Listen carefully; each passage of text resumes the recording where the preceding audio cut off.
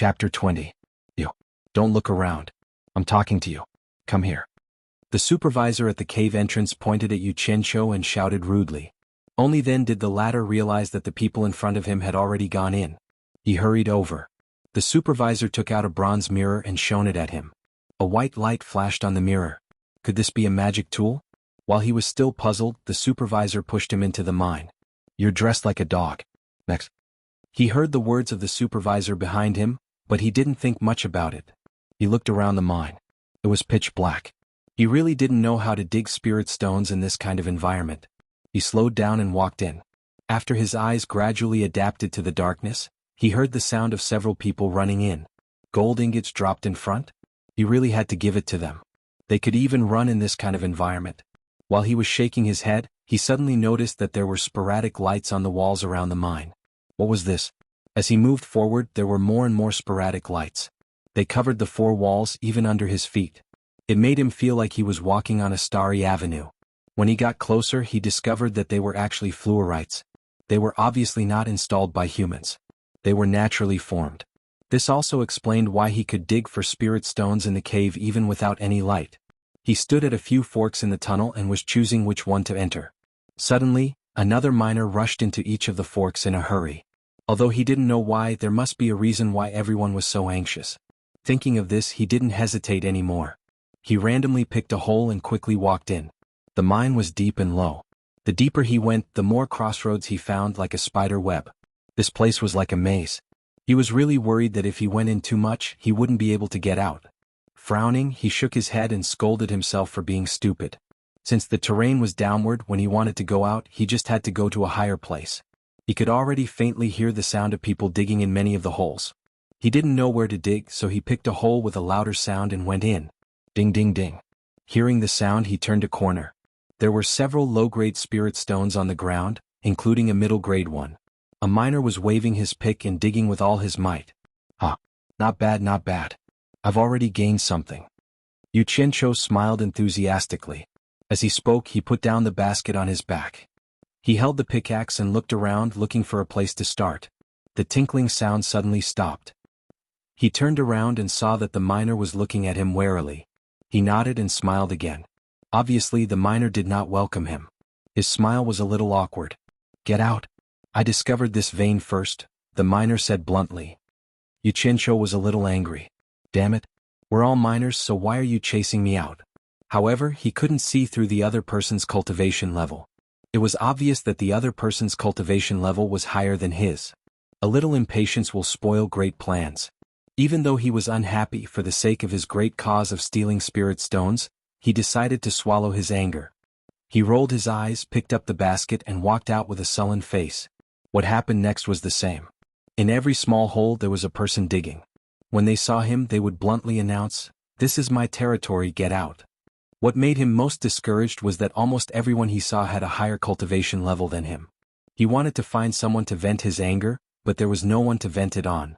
Now he finally understood why those people ran after entering the mine. They were all afraid that the spirit stone vein they discovered last time would be taken by someone else, so they rushed to take over. In a fit of anger, he walked towards the deepest part of the mine. He didn't know how many years he had been digging, how long he had walked, and how many turns he had taken. Finally, he reached the end of the mine. Damn it. There shouldn't be anyone chasing me out here. He cursed and put down the basket. He held the pickaxe in his hand and couldn't help but feel excited. In front of him was a dead end. It was as if he could see the spirit stones waving at him. He raised the pickaxe with both hands and started digging. Ding. Damn it. Yu Qianqiu screamed and threw the pickaxe to the side. He raised his numb hands and sighed. He shook his hands and picked up the pickaxe to test it on the surrounding walls.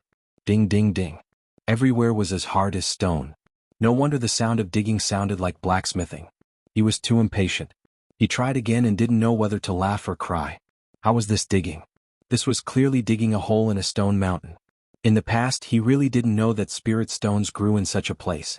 The amount of spirit stones used by so many people in Anquangsung depended on these people to dig them out bit by bit.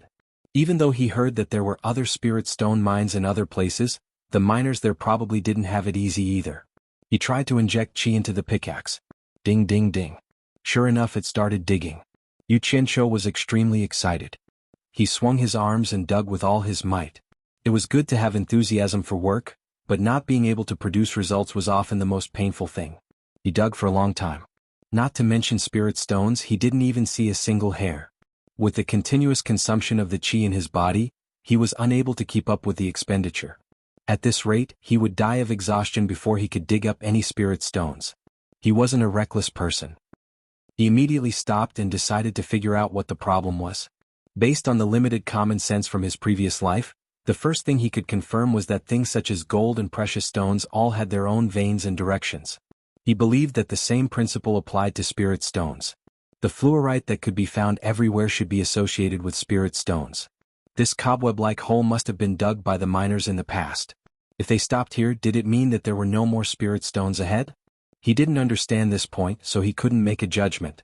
He wanted to find someone to ask, but the miners here would probably get the same result. No one would tell him. What a headache. Damn it. Why am I so stupid? Yu Qianqiu slapped his forehead in annoyance. Sister Bai's Fox clan was an expert in digging holes.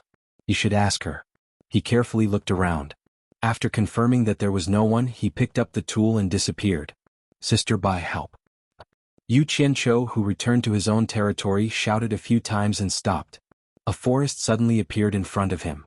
The bamboos were swaying and a familiar melody came from the forest. If it wasn't for the purple chaos around him, he would have suspected that he had gone to the wrong place. He walked into the forest in doubt.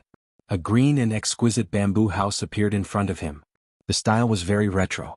The bamboo house was surrounded by a bamboo fence. There was a small bamboo pavilion inside, and a beautiful woman in white was playing the zither and singing. Who else could it be if not the white fox? Yu Qianqiu, who was relieved, looked around again and smiled with satisfaction. Looking at the white fox playing the zither and singing, he couldn't help but admire it. As expected of an artist, its aesthetic standards were higher than ordinary people. The forest surrounded the bamboo forest, and the bamboo forest surrounded the bamboo house. The environment was quiet. He didn't expect that the thing he had thrown in a few days ago would be turned into this by the white fox in just a few days. The layout was appropriate and pleasing to the eye. He walked in with a smile. Although the white fox didn't even raise her head, with her late-stage tribulation passing stage cultivation, she would definitely know that he had come. Yu Qianqiu walked to the pavilion and called out, "Sister Bai." Unexpectedly, the white fox didn't pay attention to him. She didn't even raise her head. Yu Qianqiu's heart skipped a beat. She had a problem with him. He didn't know how he had offended her, but it wasn't a good thing. He was just about to ask her for help. Yu Qianqiu sat at the side with a mischievous smile. He stuck his head out and said, "Yo. Whose beauty is playing the zither? Beauty, this young man greets you."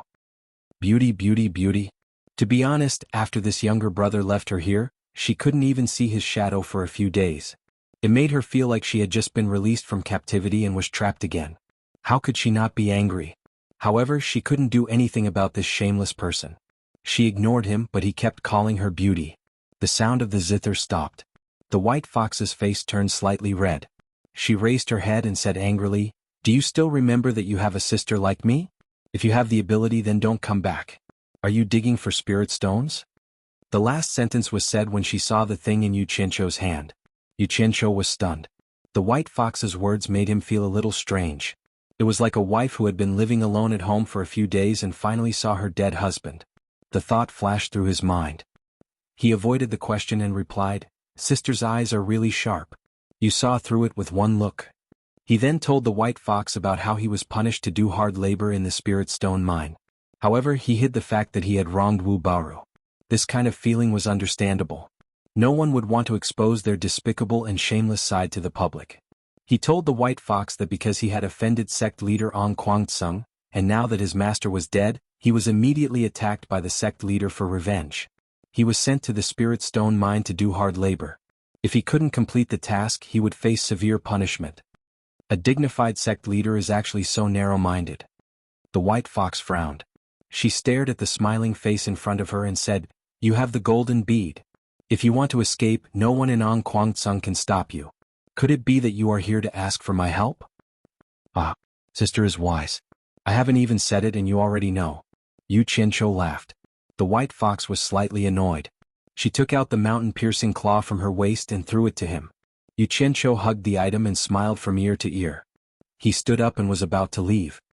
he suddenly remembered something and asked, "At the entrance of the mine, I saw Ong Kwangsung's disciple holding a bronze mirror and shining it on my body. Sister, do you know what it's used for?" "It's just a very ordinary magic tool. It doesn't have much use. If someone secretly absorbs spiritual energy or hides spirit stones on their body, it's very easy to find out. All the big sects in the cultivation world use it in their spirit stone mines." "Why do you ask?" the white fox asked curiously. "It's nothing. Sister, if I put spirit stones in the golden bead, will the magic tool be able to find them?" Yu Qianqiu asked again. The white fox lightly shook her head and said, "It can't even find spirit stones in storage bags. I think it's even harder to find the space inside the golden bead." Yu Qianqiu heaved a sigh of relief. He nodded and said, "I was worried to death. Since it can't be found, then I'm relieved. Sister, I'll leave first." "You." The white fox was stunned. This bastard is probably asking this to steal spirit stones. If that's the case, wouldn't I be helping the evildoer? When she came back to her senses, she wanted to stop him and ask him questions, but he was already gone. Chapter 21. Yu Qianqiu appeared in the mine and listened carefully. The surroundings were very quiet. He put down the pickaxe and put on the mountain-piercing claws. After infusing his true qi, the gloves immediately became one with his palms. The 10 sharp claws were dark and shiny, and he clawed at the wall. Swoosh!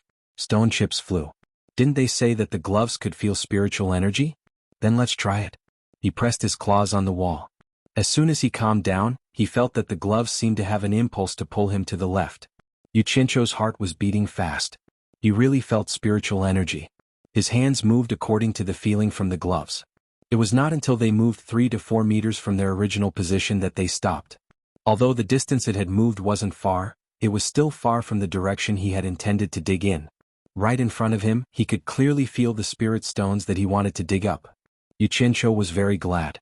If not for the gloves, no matter how fast he dug, it would be useless. "Baby, I'm coming," Yu Qianqiu shouted excitedly in his heart. His 10 claws moved and he rushed at the stone wall in front of him. Swoosh swoosh. There was no sound of clanking. It was like a sharp knife cutting through paper. The stone wall could not withstand a single blow and was destroyed in an instant. Not long after, a hole a few meters deep was dug. The feeling in front was also getting stronger and stronger, encouraging Yu Qianqiu to move forward bravely. When he clawed down and saw a crystal white part of the stone wall, he could not help but cheer. Then he covered his mouth and laughed secretly. Finally, he dug out a spiritual stone. Suddenly, he remembered that his basket and pickaxe were still in the tunnel outside. He immediately went out and looked around to see that no one was around. He picked up the things and went back into the tunnel. After digging out the spiritual stone, he held it in his hand and looked at it carefully. This was the first time he found that the spiritual stone was so beautiful. It was crystal clear and cute no matter how he looked at it. Unfortunately, it was only a low-grade spiritual stone. He shook his head and threw the spiritual stone into the basket. Then he patted his head again. Not knowing what he thought, he picked up the pickaxe and the basket with the low-grade spiritual stone and threw them into his space. If he continued to work hard, perhaps the superior spirit stones were just ahead. Now that he had an income, he was even more excited. He followed the feeling of mountain-piercing claw without stopping. Not long after, the occasional appearance of 1 or 2 spirit stones on the stone wall gradually increased to several spirit stones appearing at the same time. All of them were eagerly put into his own space by his fingers. Although they were all low-grade, he did not reject any of them and did not waste any of the fruits of his labor. Holy shit! Great harvest, 1, 2, 3, 9, another 10 low-grade spirit stones. The 10 low-grade spirit stones that appeared at the same time disappeared one by one as he counted with his fingers. After digging nearly 100 pieces of low-grade spirit stones, a thick white crystal appeared in front of his eyes. It was exactly the same as the middle-grade spirit stone that his master had given him. Needless to say, the first mid-tier spirit stone was in his hands. As he continued to dig, Yu Qianqiu became more and more excited. The density of the spirit stones was getting higher and higher.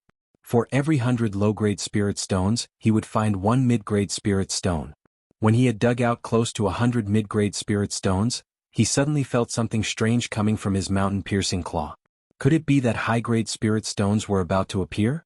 Slightly stunned, he immediately dug in that direction without any regard for his life. Of course, the correct judgment would not disappoint him. When a light golden spirit stone appeared on the stone wall, Yu Qianqiu carefully dug it out. He took off the mountain-piercing claw and held it in his hand to carefully examine it. There was no doubt about it. This was a high-grade spirit stone. It was the first time he had seen a high-grade spirit stone. He had heard from his master that it was light golden in color. The light golden spirit stone was as beautiful as amber. Under the illumination of the fluorite, it exuded an enchanting luster. Looking at it, Yu Qianqiu was dazzled. Feeling the rich spiritual energy in the spirit stone in his hand, he really wanted to inhale it into his body, but he still controlled that impulse. Not for anything else, but for the increasing number of high-grade spirit stones. He swallowed his saliva and said, "You want me to hand over such a good thing? Even if you beat me to death, I won't do it."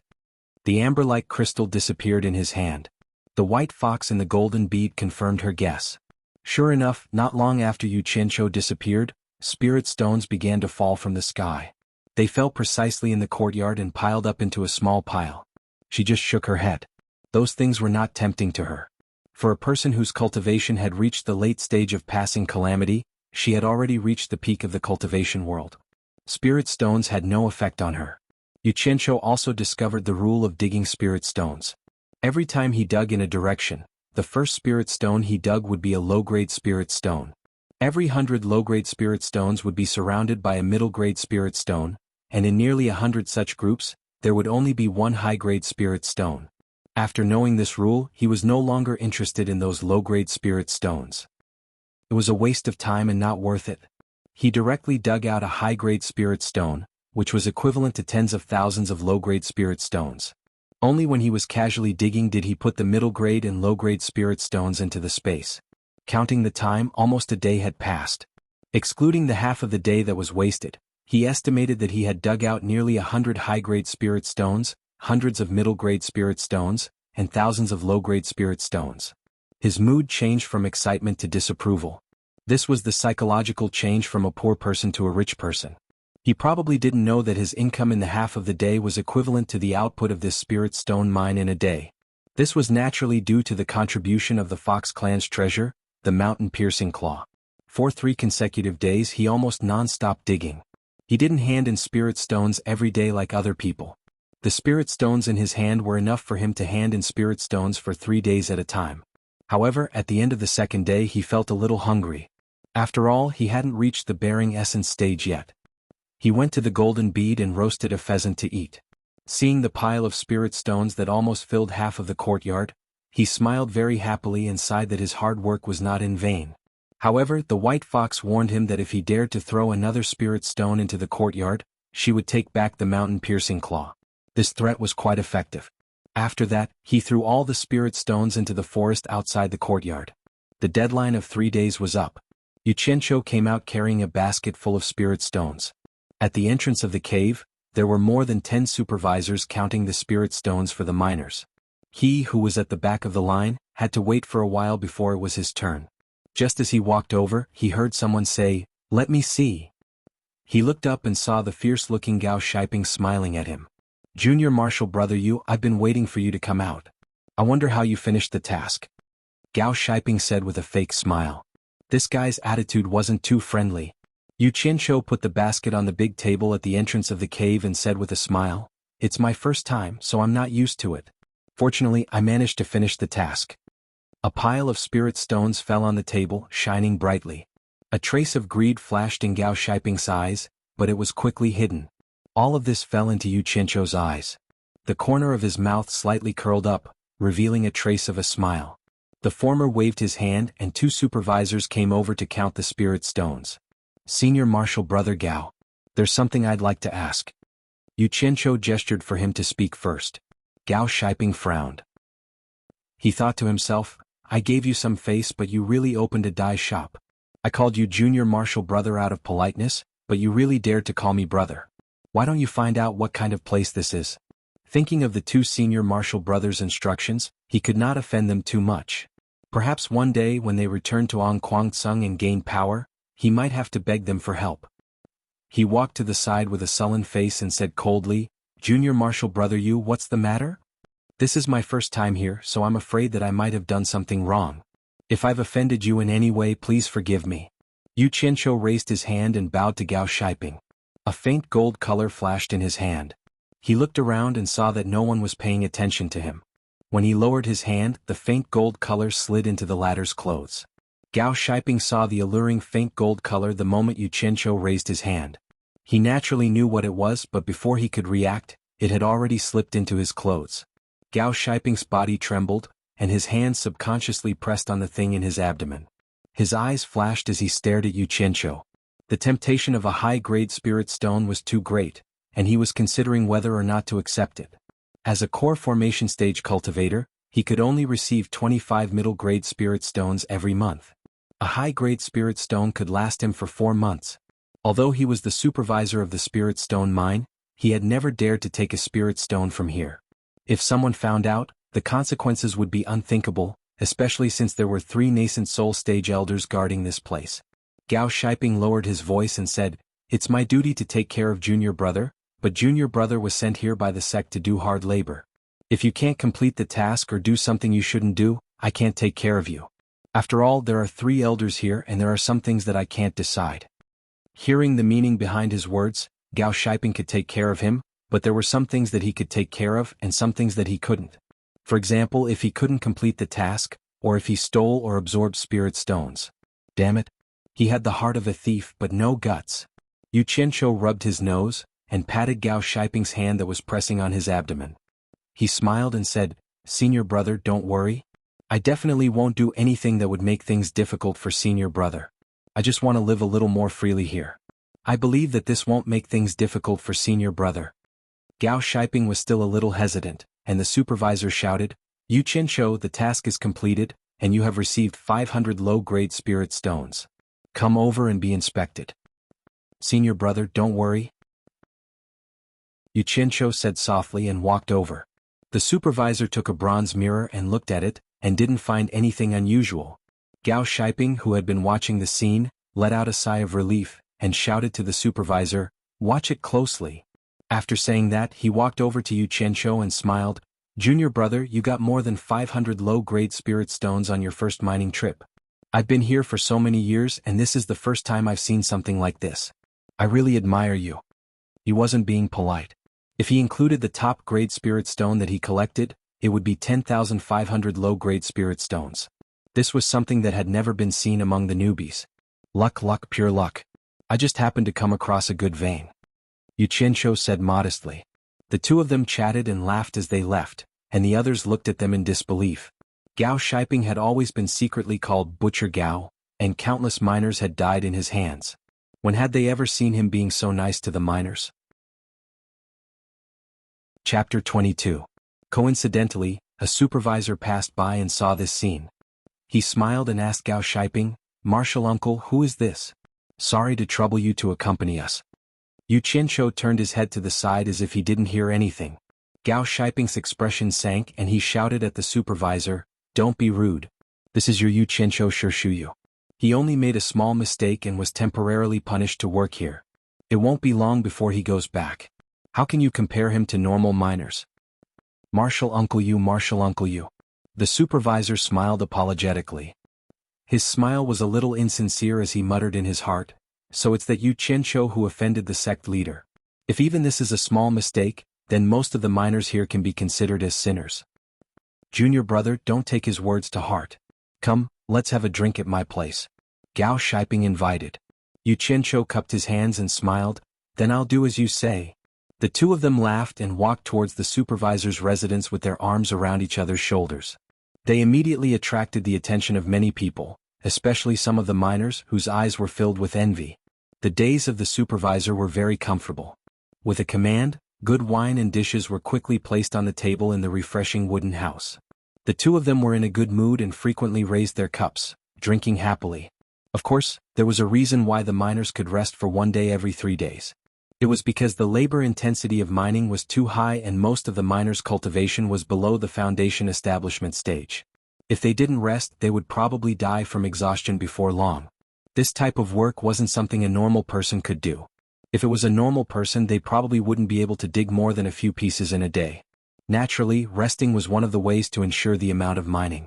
Before they left the table, Yu Qianqiu burped and said, "Speaking of which, it's quite a coincidence. Before I entered the sect, I was quite knowledgeable in the way of mining. If senior brother Gao trusts me, on the last day of every 3 days, please continue to guard the cave for me. How could Gao Shiping not understand the meaning behind this? His eyes immediately lit up. The two of them laughed heartily and confided in each other. In the end, Gao Shiping insisted on sending him off, and Yu Qianshou found it hard to refuse his kindness. In the end, Gao Shiping sent Yu Qianshou directly to his cave. Butcher Gao's arrival scared the other 3 people in the cave so much that they quickly got up. The two of them exhaled the smell of alcohol and called each other affectionately. It was really enviable for others. Looking at his junior brother's living environment, Gao Shiping frowned. He patted his chest and promised, "Junior brother, please bear with it for now. Tomorrow I'll find a clean place to stay. Leave this matter to me." After Butcher Gao came, the way the 3 of them looked at Yu Qianshou changed greatly. They became much more reserved and they no longer dared to touch his buttocks.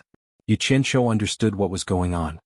He looked at the 3 of them and noticed a bloody wound on Shi Xiaoyan's back. Clearly he was whipped by the Wolf Fang whip. He couldn't help but ask, "Shi Xiaoyan, what happened to your back?" Hearing him called, Shi Xiaoyan quickly got up and replied to his martial uncle. After seeing the relationship between Yu Qianshou and the Lord Warden, he didn't dare to act like he did before. It turned out that Shi Xiaoyan was still short of 100 low-grade spirit stones for this mission. According to the rules, he had to be whipped by the Wolf Fang whip. This injury was a punishment. Seeing him speak, Yu Qianshou asked a few more questions. Shi Xiaoyan answered them one by one. Speaking of which, Shi Xiaoyan was quite unlucky. His family was originally a noble in the Wuxia Empire. Because of his good innate talent, he was fancied by a certain core formation stage cultivator in Guangzhou, who wanted to take him as a disciple. In the Wuxia Empire, cultivation was a blessing that could only be encountered by chance. Naturally, his family happily agreed to take him as a disciple. Therefore Shi Xiaoyan went to Guangzhou. With his good innate talent, he reached the 4th level of the qi refining stage in the first year. However, in the second year, his master was killed by someone at the foot of the mountain. The worst thing was that he and the grandson of an elder fell in love with a female disciple at the same time. They were youngsters. It was inevitable that they would fight for a woman's affection. In the end, they angered an elder and were kicked here. When Yu Qianshou heard that his master was also dead, he couldn't help but look at him a few more times. When he talked about fighting for a woman, he couldn't help but laugh. When he looked at Shi Xiaoyan again, he felt a sense of sympathy. Therefore he wanted to help him. "Tomorrow you and I will go dig for spirit stones together." After speaking, Yu Qianshou sat cross-legged and closed his eyes. Shi Xiaoyan was stunned. Although he was unwilling, he didn't dare to say anything. Until many years later, when he thought back to that night, he couldn't help but lament that fate played a huge joke on him. From that night onwards, his fate took a complete turn. The next day, Yu Qianshou, who was sitting cross-legged and meditating, fell asleep at some point. In his dream, he was intimate with a certain someone who was bathing in the forbidden area. He probably heard the story of Shi Xiaoyan's jealousy, and dreamed of it at night. Otherwise, how could the fairy sister he hadn't dreamed of for a long time appear again? When he woke up with a yawn, the sun was already high in the sky. Wiping away the saliva at the corner of his mouth, Shi Xiaoyan's dirty face couldn't hide the anxiety in front of him. Looking at the other 2 people in the cave, Yu Qianshou smiled in satisfaction. He would never mistreat those who listened to him. "Martial uncle, you're awake. It's almost noon. Let's hurry." In fact, Shi Xiaoyan had wanted to leave long ago. If it wasn't for the relationship between Yu Qianshou and Gao Tufu, he wouldn't have seen him now. Looking at the 2 sets of mining tools in front of him, Yu Qianshou grunted and walked out empty-handed. Shi Xiaoyan picked up the 2 baskets and followed. Although Yu Qianshou didn't say anything, he nodded in his heart. If Shi Xiaoyan didn't even know how to look at things, then he wouldn't be worth his help. The area around the Spirit Stone mine had long since become empty. Apart from some guards, only a few people could be seen at the entrance of the mine. "Junior brother, you really made me wait." Gao Shiping, who was at the entrance, laughed when he saw the 2 people walking over. Yu Qianshou also waved his hand, walked over and said with a smile, "I don't dare to trouble senior brother. It's just that I drank too much yesterday and I'm a little tired, so I overslept." "This is?" Gao Shiping looked at Shi Xiaoyan, who was behind him, and asked in confusion. Yu Qianshou sighed, "There's strength in numbers. I've specially found someone to help me. I believe we'll be more confident in completing the task." I believe in junior brother's ability, and you definitely won't disappoint me." Perhaps only Yu Qianshou could understand the deeper meaning behind Gao Shiping's words. Gao Shiping then took out something wrapped in a banana leaf and said, "Junior brother, you'll probably be in there for another 3 days. This is some food. Junior brother, bring it in to eat." Smelling the aroma of meat, Yu Qianshou accepted it with thanks. The other supervisor's eyes almost popped out of their sockets. Since when did Butcher Gao become so meticulous? Some even suspected that the two of them had homosexual fetishes. The other supervisors also addressed them as Martial Uncle Yu affectionately. After inspecting the 2 late miners, they let them into the cave. Even Shi Xiaotian benefited a lot from following behind him, and the cold and emotionless Butcher Gao actually nodded and smiled at him. This was really something that only happened once in 1,000 years. Yu Qianshou slowly walked towards the deepest part of the mine. Shi Xiaotian followed behind him, wishing he could give him a kick. Half of the day had already passed and he was still so calm. Yu Qianshou walked all the way to the entrance of the cave that they dug yesterday. He smiled and said, "You didn't eat anything this morning, right? It's all my fault for oversleeping. Come eat something first. You'll have the strength to work when you're full." As he spoke, he opened the banana leaf and revealed a big pile of fragrant, golden yellow barbecued meat. He tore off half of it and handed it to Shi Xiaotian. Yu Qianshou took a bite. The taste was really not bad. He was starting to like Gao Shiping, who was willing to work hard after receiving money. He was not like some people in his previous life who did not do anything after receiving money. He hated those people the most. Just as he was enjoying his meal, he suddenly heard someone crying. He saw Shi Xiaotian holding the large piece of barbecued meat and crying. Yu Qianshou was taken aback. He asked curiously, "Why are you crying?" "Martial uncle, little Tian has not eaten meat for a long time. Little Tian is homesick." Shi Xiaotian wiped his tears and sobbed. "What a child." Yu Qianshou swallowed the meat in his mouth and said, "Damn. I was wondering what you were doing. You're crying like a girl. Hurry up and eat. We'll work after eating." Therefore the two of them squatted in the deepest part of the mine, hugging the barbecued meat and gnawing on it. The sound of chewing echoed. After eating, Shi Xiaotian patted his stomach happily. Yu Qianshou asked him to take his tools and brought him into the cave that he had dug. When Shi Xiaotian saw the exposed spirit stones all around the cave walls, his eyes immediately widened in disbelief. It was obvious that someone had dug this cave before, but why were the spirit stones right in front of him left untouched? Of course, he did not know that these were leftovers from Yu Qianshou's digging. He was too lazy to pick them up. Yu Qianshou pointed deep into the cave and said, "I found this. There are more in there, just like here there are exposed spirit stones. Just a few of them will be enough for us to finish our mission for 3 days. Little Tian, I asked you to dig enough for 2 people for 3 days. Will you do it?" Shi Xiaotian nodded excitedly and said, "Don't worry, Martial Uncle. You can rest at the side and leave it to me. It won't take much effort to dig these spirit stones." "Damn it. Do you think I brought you here to slack off?" Yu Qianshou was in a bad mood after being misunderstood. The muscles on his face twitched as he explained, "I didn't leave this place to you to rest. I'm going to look for a better vein of ore. We can't just ignore what happened today and ignore the future." Hearing that Yu Qianshou was going to find a better mine, Shi Xiaotian immediately patted his chest and said, "Don't worry, Martial Uncle. Leave this place to me." Why did it sound like he was comforting someone who was about to die? Yu Qianshou rolled his eyes and said, "Don't go out for the next 3 days. Don't worry and dig here. I'll bring you something to eat. Remember to dig it clean. Don't waste the exposed spirit stones." After Shi Xiaotian agreed, he was too lazy to say anything else. He turned around and went to find a good place to dig for spirit stones. Chapter 23. The next day Yu Qianshou, who had a bountiful harvest, found Shi Xiaotian with 2 roasted hares. He saw that Shi Xiaotian was grinning from ear to ear and was happily digging. The 2 baskets were filled to the brim and there was a big pile on the ground. Yu Qianshou was shocked. He looked at where he dug and asked, "I think we've only dug 1/3 of the place? There's already so much?" Shi Xiaotian smiled and said, "Uncle Master found a great place. We've dug enough to hand in 7 or 8 times. It's just that it's not easy to transport so many spirit stones." Yu Qianshou didn't expect to miss so many spirit stones. He said in a deep voice, "We can't hand them over all at once. We have to hide the rest for a rainy day. I found a good vein." Uncle Master really found a good vein. That's enough for us to dig for a long time. Shi Xiaotian jumped in joy. "Eat something first." Yu Qianshou passed a roasted hare to Shi Xiaotian. While eating, he said, Later, I will find a place to hide these spirit stones. Then he looked at Shi Xiaoyan's reaction. If the latter showed even the slightest bit of hesitation, he would have to reconsider their future cooperation. To his satisfaction, Shi Xiaotian bit the hair and said without hesitation, "I'll follow Uncle Master's decision." In fact, Shi Xiaoyan's thinking was simple. The spirit stones here saved time and effort. Uncle Master could even bring him to such a good place. What was there not to trust? Moreover, he could bring food in at any time. He could be considered to be very capable here. Good. Yu Qianqiu praised and said, "Don't call me Uncle Master in the future. It's making me old." That's not good, right? Shi Xiaotian let go of the hair. In this era where the hierarchy was strict, how could one not know one's seniority? Yu Qianqiu waved his hand and said, "There's nothing bad about it."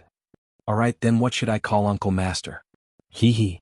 The corners of Yu Qianqiu's mouth curled up slightly, but the smile froze on his face. Then he sighed with a pair of confused eyes, "Call me Boss." "Boss." Shi Xiaotian muttered to himself, "Why does it feel like a secular gang name?" "Yes, just call me Boss." Yu Qianqiu's eyes lit up as he stared at him and said, "Little Tian, as long as you follow me wholeheartedly, I guarantee that you'll have a good life in the future, and I'll even bring you home." Shi Xiaotian, who felt that his future was bleak, seemed to have no other choice. He nodded and said, "I'll follow you, Boss." "Quack. Just you wait, Cultivation World. I Huhan-san am back." Yu Qianqiu laughed maniacally. That boss really made him feel good all over. Shi Xiaotian was stunned. "Boss, who's Huhan-san?" Yu Qianqiu smiled sheepishly. "He's also a boss. After you finish eating, continue digging. I'll find a place to hide the spirit stones." The place he was talking about was naturally inside the golden bead. After 3 days, Gao Shiping, who was at the entrance of the cave, saw the two of them with a smile on his face. Yu Qianqiu secretly stuffed another high-grade spirit stone into his hand. The former was overjoyed. Sect leader Ang Kuangtsung only got one high-grade spirit stone a month, but Gao Shiping got one every 4 days. At this rate it would be amazing. That's strange. The supervisor who counted the spirit stones for Yu Qianqiu and Shi Xiaotian muttered. Gao Shiping, who was chatting with Yu Qianqiu, suddenly shivered. He turned around and asked, "What's wrong?" The supervisor replied, "The two of them have collected so many middle-grade and low-grade spirit stones. How could there not be a single high-grade spirit stone? Logically speaking, it's not possible. This is really strange." Yu Qianqiu, who had a guilty conscience, was also slightly surprised. When he heard that it was this question, he heaved a sigh of relief. He glanced at Gao Shiping meaningfully.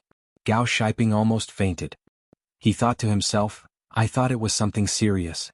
He gave me the high-grade spirit stone. How could you see it from there? This guy is too meddlesome. Looks like he needs to adjust." He then shouted, "What kind of spirit stone you get is a matter of luck. If you have any objections, I can let you have a taste of mining. I only have one question for you. Have they completed their task?" When the supervisor heard that he was asked to mine, he immediately shivered. He quickly replied, Completed. Both of them exceeded their quota." Gao Shiping snorted coldly. When Yu Qianqiu and Shi Xiaotian were done checking, he pulled them out for a drink. The supervisor was so scared that he was in a trance for a long time. In a wooden hut, wine and dishes were already prepared. Gao Shiping smiled and said, "Junior Marshall Brothers' place is too dark and damp. This place is for you to stay temporarily. Come, let's drink." Yu Qianqiu did not stand on ceremony. After thanking Gao Shiping, he raised his cup and drank with him.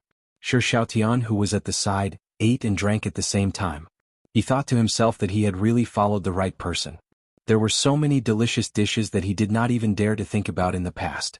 He kept pouring wine for the two of them. After eating and drinking, Gao Shiping left. Yu Qianqiu asked Shi Xiaotian to stay with him. He did not let him return to that lousy cave. Shi Xiaotian was so touched that his eyes were brimming with tears. Yu Qianqiu only said one thing. "Work hard with me. Good days are still ahead." After saying that, he changed into a set of clean clothes that Gao Shiping left behind. He moved out a chair and picked some wildflowers. He lay outside and basked in the sun. Smelling the fragrance of the flowers, he soon fell asleep with the smell of alcohol in his mouth. Wu Baru woke up, but he was still ill. It should be known that it was not easy for cultivators to fall sick. The higher one's cultivation, the less likely it was for them to fall sick. However, he was so angry that he fell sick. His senior and junior brothers naturally knew the ins and outs of what happened that day. They did not know whether to laugh or cry and scolded Yu Qianqiu for being a scoundrel. At this moment, another accident happened. It turned out that Wu Baoru, who was still ill, could not be angry. The moment he got out of bed, he heard many disciples discussing his despicable and shameless behavior. They were all talking about how he bullied Yu Qianqiu. The rumors spread like wildfire. Wu Baoru was so angry that he vomited blood on the spot and fainted again. When he woke up, he shouted that he wanted to kill Yu Qianqiu. However, no one would let him do that because Lu Chongqing had already made arrangements. What kind of place was the Spirit Stone Mine? As the sect master of An Kuangtsung, how could Lu Chongqing not know that the reason he sent Yu Qianqiu there was to make him suffer a little? When he could not stand it anymore, he would naturally be able to get the secret easily. Lu Wanwan was one of the elders of An Kuangtsung. Today he was entrusted by the sect master to look for Yu Qianqiu at the Spirit Stone Mine. Before he left, he brought a few outstanding disciples and grand disciples with the purpose of letting everyone gain experience. Among them was Yu Qianqiu's fairy sister, Chu Ping'er. Hearing the news, Gao Shiping hurriedly used his qi to dispel the smell of alcohol and hurriedly welcomed them. Lu Wanwan did not reveal the main purpose of this trip. He only told him to bring his disciples to gain experience. Gao Shiping, who thought that the elders were here to inspect the work, heaved a sigh of relief. He immediately nodded and bowed as he personally led everyone to explain. When they saw the few sets of torture tools in the mine, everyone sucked in a breath of cold air, especially when they saw the legendary Wolf Fang whips of the Spirit Stone Mine. The ferocious barbs on the whips were frightening. Anyone could see that the dark red color on the whip was dyed with blood. At the side, Chu Ping'er could not help but ask, "Martial Uncle Gao, will the newcomers also suffer from this whipping?" Gao Shiping did not know why she asked such a question. He laughed and said, "Very few newcomers can complete the task. Most of them will not be able to escape this calamity." After saying that, he led everyone to the miners' residence. In the dark and damp cave, a few miners huddled together and were sleeping on the ground. When Gao Shiping walked to almost every cave, he shouted, "Wake up!" The sleeping miners immediately jumped up as if it was a conditioned reflex. They stood together trembling with fear, not daring to make a sound. Looking at these skinny, dirty miners with tattered clothes, everyone could not help but sigh. Compared to Mount Qingguang, this place was simply hell on earth. They were all An Kuangtsung disciples, but they did not expect the disparity to be so big. They all thought, in the future we must not end up like this. Lu Wanwan's purpose for coming here was to find Yu Qianqiu. Therefore he patiently followed everyone to look at the caves one by one. In the end, after looking at all the caves, he did not see Yu Qianqiu. Instead he saw many familiar faces. Although they were all disciples of the younger generation, they had all treated him with great respect. Now that they had become like this, he could not help but feel somewhat rueful. Chu Ping'er also had the same goal. She wanted to see how the scholar was doing, but she was also afraid of seeing an unsightly and miserable sight. She could not tell what kind of mentality she was in. In the end she did not see anything. She could not help but become even more worried. She thought, "It said that people dying in Spirit Stone mines is a very common thing. Could it be that he also, Martial Nephew Gao, are all the miners here?" Lu Wanwan had some doubts in his heart and asked with a frown. Gao Shiping said respectfully, "Martial Uncle, you know that some of the disciples have been taken care of by certain sect elders. Naturally it is not good to leave them here. If Martial Uncle wants to see them, please follow me." Seeing Lu Wanwan nod his head in agreement, Gao Shiping led everyone towards a row of wooden houses on the opposite side of the hill. Just as they walked up the hill, everyone smelled a strong smell of alcohol. Lu Wanwan turned his head to look and saw a young disciple sleeping soundly on a reclining chair while basking in the sun. He could not help but frown and ask, "What's going on?" Actually, when Gao Shiping walked up the hill, he discovered Yu Qianqiu who was basking in the sun. He was so scared that he broke out in a cold sweat and thought, "My ancestor, didn't he change a good place for you to sleep? Of all places to sleep, you had to sleep here. This time I'm going to die because of you." Hearing Lu Wanwan's words, he hurriedly ran over and shouted, "Junior Martial Brother Yu, Junior Martial Brother Yu, hurry up and wake up. The sect elders are here." Yu Qianqiu was sleeping soundly. He turned around and was unwilling to get up. Suddenly he heard someone say that the sect elders were here. In his mind he immediately thought of Wu Baoru and immediately had the urge to touch a brick. Unfortunately he did not feel anything. He immediately jumped up and shouted with sleepy eyes, "Damn it! Lingering around like a ghost, where is he? Where is he?" My ancestor, please have mercy with your mouth. Gao Shiping almost shouted out loud. He hurriedly pulled him and said, Junior Marshal brother, stop shouting. He's right here. Chapter 24. It's Marshal Uncle Yu? The disciples looked at each other. This was beyond everyone's expectations. Logically speaking, Yu Qianshou should have been punished to do hard labor, and his fate should have been similar to those miners. At this moment, Yu Qianshou's clothes were bright, and his mouth was glistening with oil. His body reeked of alcohol, and there were a few flowers in his hair. He looked like he had just woken up, and it was obvious that he was living a comfortable life. Marshal Uncle Lu. When Yu Qianshou saw that it was Lu Wanwan and not Wu Baoru, he smiled and walked over to greet him. The flowers in his hair swayed as he walked, and it was very conspicuous. The disciples couldn't help but laugh.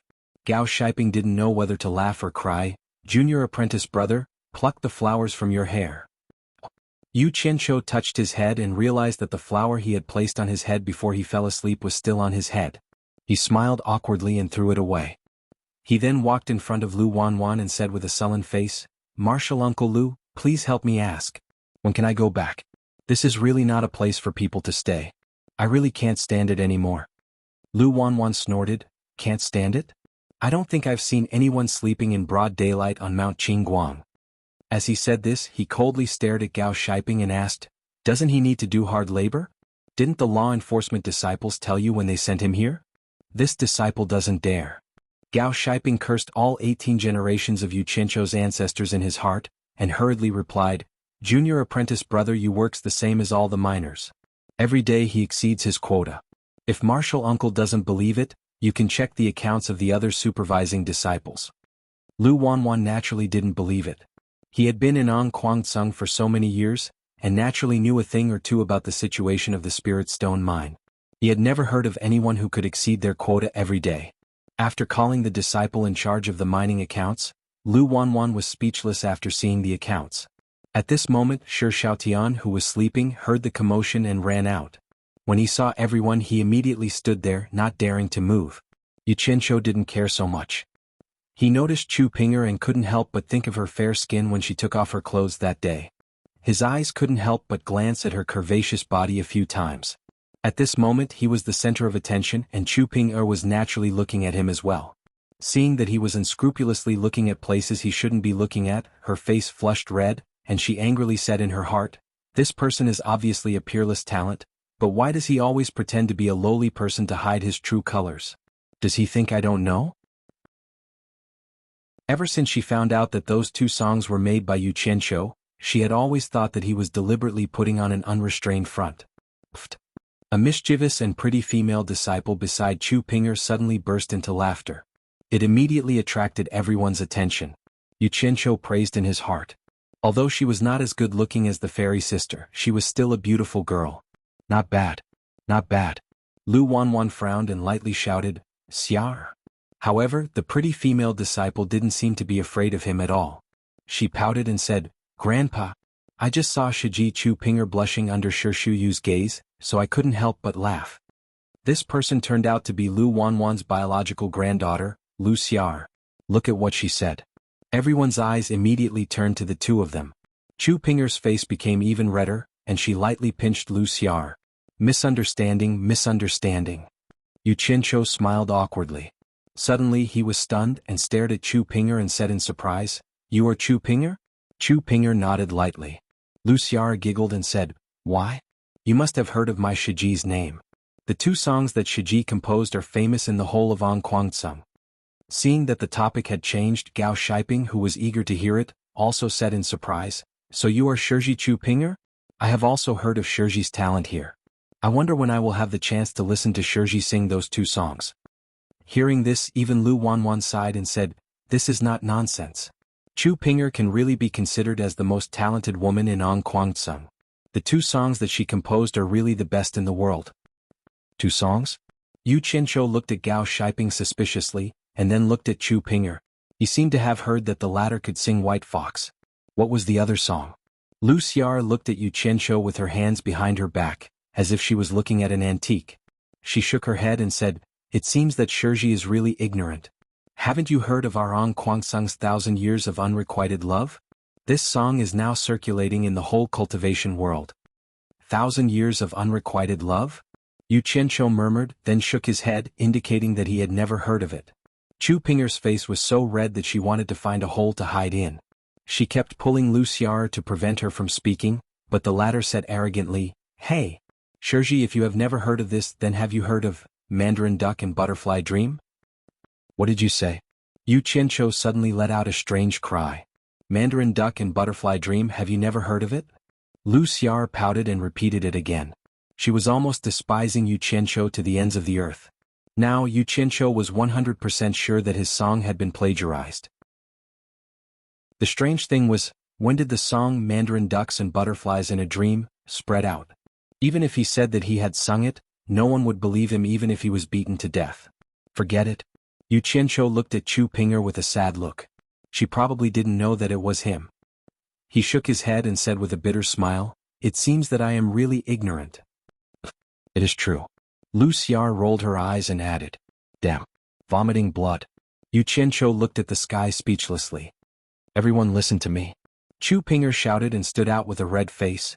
"I have said many times that these two songs were not written by me, but you all didn't believe me. Actually, this song was written by Shiji Yu." "What? It was him? It can't be, right? Say it again." Everyone at the scene was stunned, wondering if they had heard wrongly.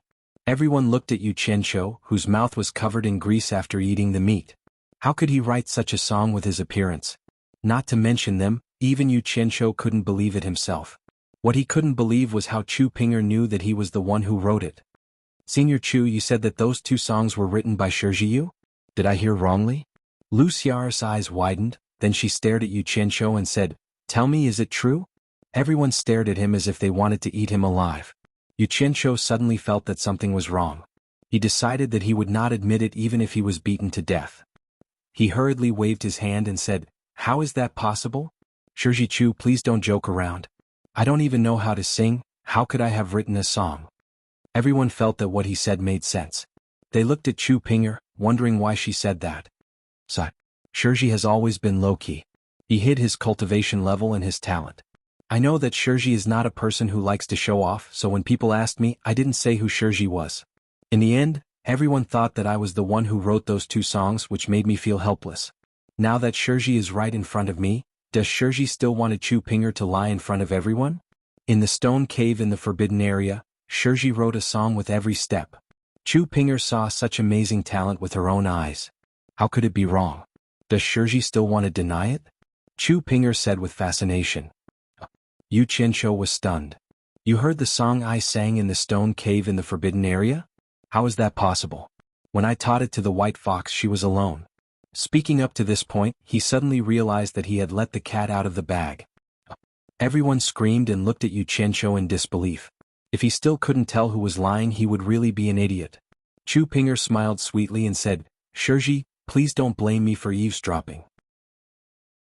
I heard it unintentionally, but Shiji's heavenly voice made Pinger unable to move an inch. That's why I silently memorized it and sang it. I didn't expect other Shiji and Shimi to hear it and sing it. Please forgive me, Shiji." "So that's how it is. No wonder." Yu Qianqiu murmured. Suddenly he said, "But I didn't have 1,000 years of unrequited love. I'm a fox that has cultivated for 1,000 years. Shiji, don't you remember? I heard it from the woman in the stone pavilion. I don't know what name Shiji came up with. Just the name, Dream of Mandarin Ducks and Butterflies, is so fascinating. Only Shiji could come up with such a name." Pinger wouldn't dare to give Shiji's heavenly voice a title.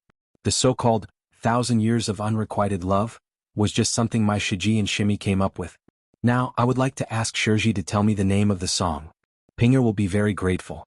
Chu Pinger bowed politely. Yu Qianqiu's heart thumped wildly when he saw that gesture. He couldn't help but think of the day when he took off all his clothes. He thought to himself that since he had been discovered, he might as well pretend to be a gentleman in front of a beauty. Thus, he placed his hands behind his back and turned to look at the horizon. He sighed and said slowly with a hoarse voice, "Forget it. Forget it. I didn't expect to be discovered. I accidentally overheard my master talking about the woman in the cave. When I saw her, I was inspired and wrote a song for her. The title of the song didn't have any other meaning. I just called it White Fox." "That's right. As for the second song, I saw that she was always depressed and wanted to comfort her.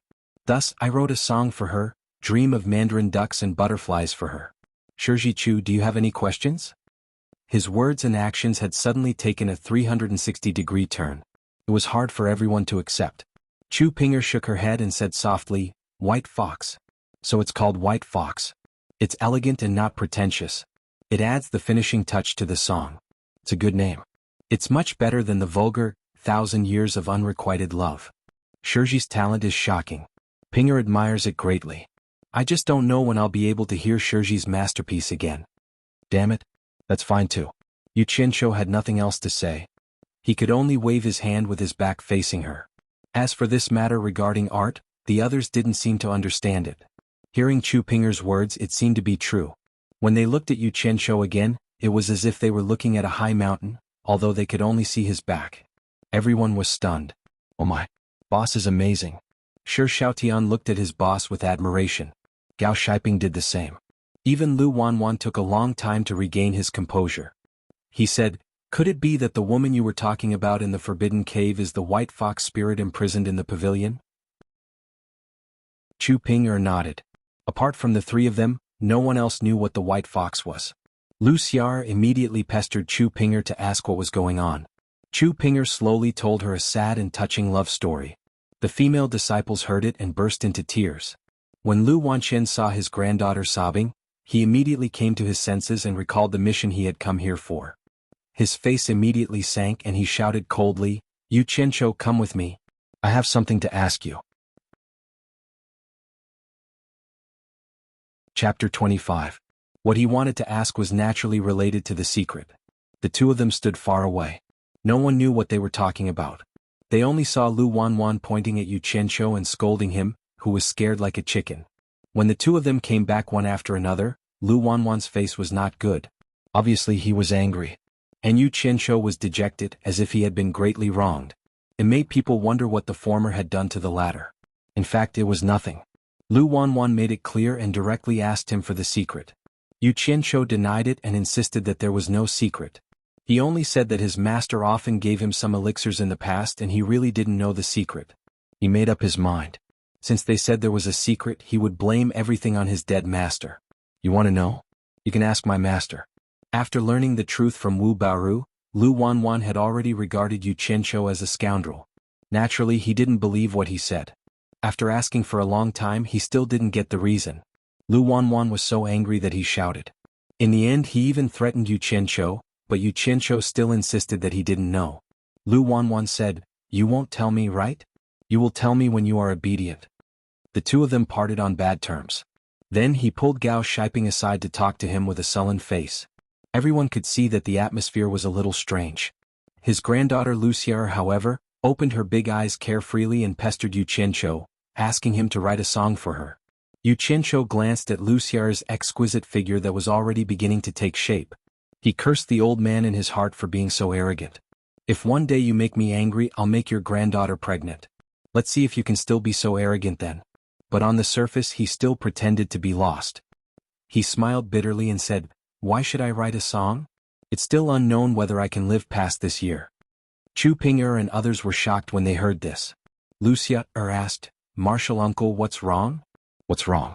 Yu Qianshou forced a smile and said in a desolate tone, It's a pity that my teacher died early and there's no one to protect him. Now that I've offended Elder Wu, I'm afraid that even the sect's elders will want to kill me. Today, your grandfather came here on behalf of the sect leader to make me plead guilty and submit to the law. They looked at each other and thought to themselves, No wonder Elder Lu brought us here today. I thought he really wanted to broaden our horizons. Nonsense, my grandpa is not that kind of person. Lu Xia defended her grandpa. So, whether it was nonsense or truth, it didn't matter. Does it mean anything to me? What's in it for me to lie to you? Yu Qianshou's expression was bleak and bitter. Everyone was speechless. Suddenly Yu Qianshou's eyes lit up and he said emotionally, If I, Yu Qianshou, am really guilty as a man, I will take responsibility for what I've done. Your grandpa doesn't need to say anything, and I will kill myself here to apologize to the world. But I'm innocent, so how am I supposed to plead guilty? Although my master is dead, if you want me to compromise, I absolutely can't do it. I'd rather die standing than live kneeling. His words were firm and resolute, and his imposing manner was even more awe-inspiring. Everyone who heard him felt deep veneration. Even Wuxia believed his words and lowered her head sadly. Lu Wanwan and Gao Shiping came back. The former glanced at Yu Qianqiu and sneered, while the latter shook his head helplessly. Yu Qianqiu looked at Gao Shiping and said with a faint smile, "Senior Marshal Brother Gao, you don't have to feel embarrassed. I guess Marshal Uncle wants you to help me? It doesn't matter, just do as he says." Gao Shiping was taken aback. He looked at Lu Wanwan with an embarrassed look on his face. Lu Wanwan snorted and said, "You refuse a toast only to drink a forfeit." Combined with the scene in front of them, everyone believed that Yu Qianqiu was telling the truth. It seemed that Elder Lu was really going to punish Marshal Uncle Yu. Someone became anxious. Wuxia immediately stomped her feet and shouted at Lu Wanwan, "Grandpa, how could you do such a thing?" Lu Wanwan glared at her and shouted, "This is an adult's matter. Why are you interrupting? Let's go back." Wuxia did not comply and made a fuss. In the end, she was dragged away by her grandpa. The group of disciples also turned into flowing lights and followed her. "Old thing, how dare you threaten me? Today I'll give you some extra food so that you can go back and enjoy the show, so that you won't come here for nothing," Yu Qianqiu murmured as he looked at the people flying away. Although he said it softly, he did not mean to avoid the two people beside him. Shi Xiaotian was not an idiot. Combining what his big brother had said before and listening to what his big brother had said, his eyes that were originally solemn and stirring were instantly filled with shock. Although Gao Shiping did not know what had happened, he could tell that Yu Qianqiu was scolding Lu Wanwan. He could not help but admire Yu Qianqiu's courage. He even dared to scold an elder of the sect. Thinking about it, he felt satisfied. Since Yu Qianqiu dared to scold him in front of him, it was obvious that he did not treat him as an outsider. "Senior Brother Gao, tell me, how does Grand Elder Lu want you to torture me?" Yu Qianqiu sneered. Gao Shiping shook his head and smiled bitterly. "Junior brother, it seems that you have really offended the sect leader. Elder Lu actually came here to pass on the sect leader's decree. He did not say anything else. He only told me that from today onwards, junior brother, your mining volume will be doubled. So, I can protect junior brother and other things, but the mining volume of spirit stones will be supervised by the disciples of several branches. I dare not be biased. I am afraid that junior brother will not be able to complete the task. As for the punishment, I will also—" Yu Qianqiu waved his hand and interrupted him. "Senior brother, you don't need to say any more. I know. Senior brother, just do what you have to do. You want to stump me with such a small matter? How childish."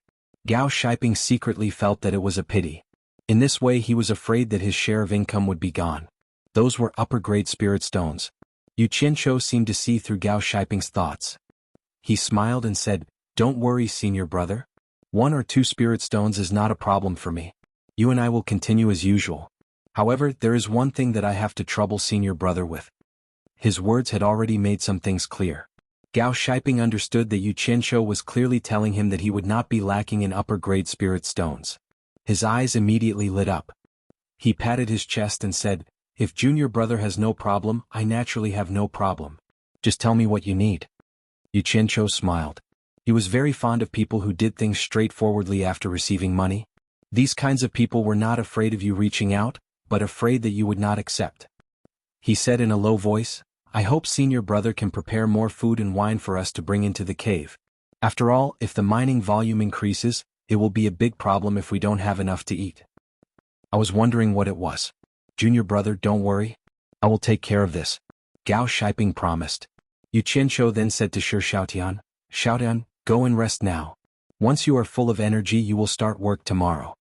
Gao Shiping also said, "You are Shi Xiaotian, right? Follow junior brother well. When the time comes I will treat you well." What a joke. Helping Yu Qianqiu well was the same as helping him well. Of course he would say that. Shi Xiaotian nodded and went back to his room without saying another word. Actually, he was not worried at all. Not to mention doubling the size of the place boss found, even if it was 3 or 4 times bigger, he would still dig it out.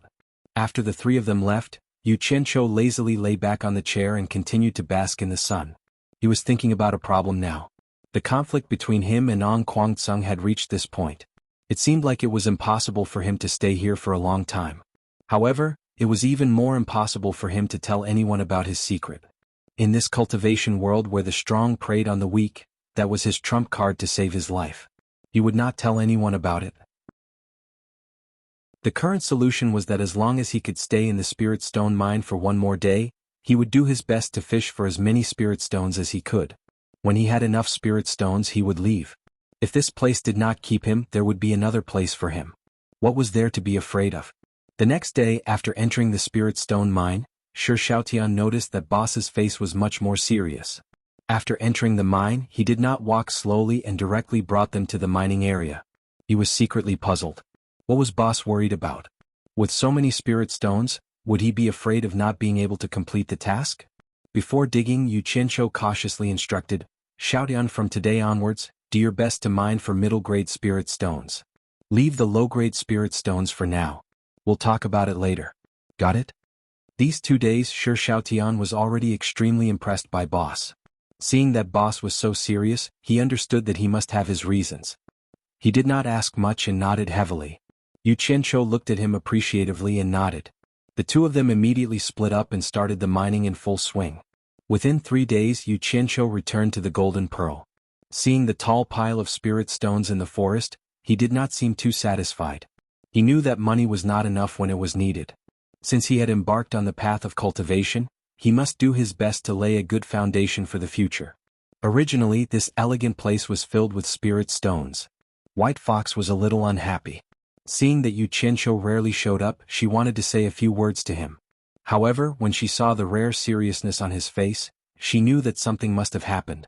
Just as she was about to ask a few questions, that hateful guy disappeared again. As he wished, Gao Shiping obtained another high-grade spirit stone. Yu Qianqiu and Yu Qianqiu had also completed their quest. Seeing that, Gao Shiping was filled with admiration.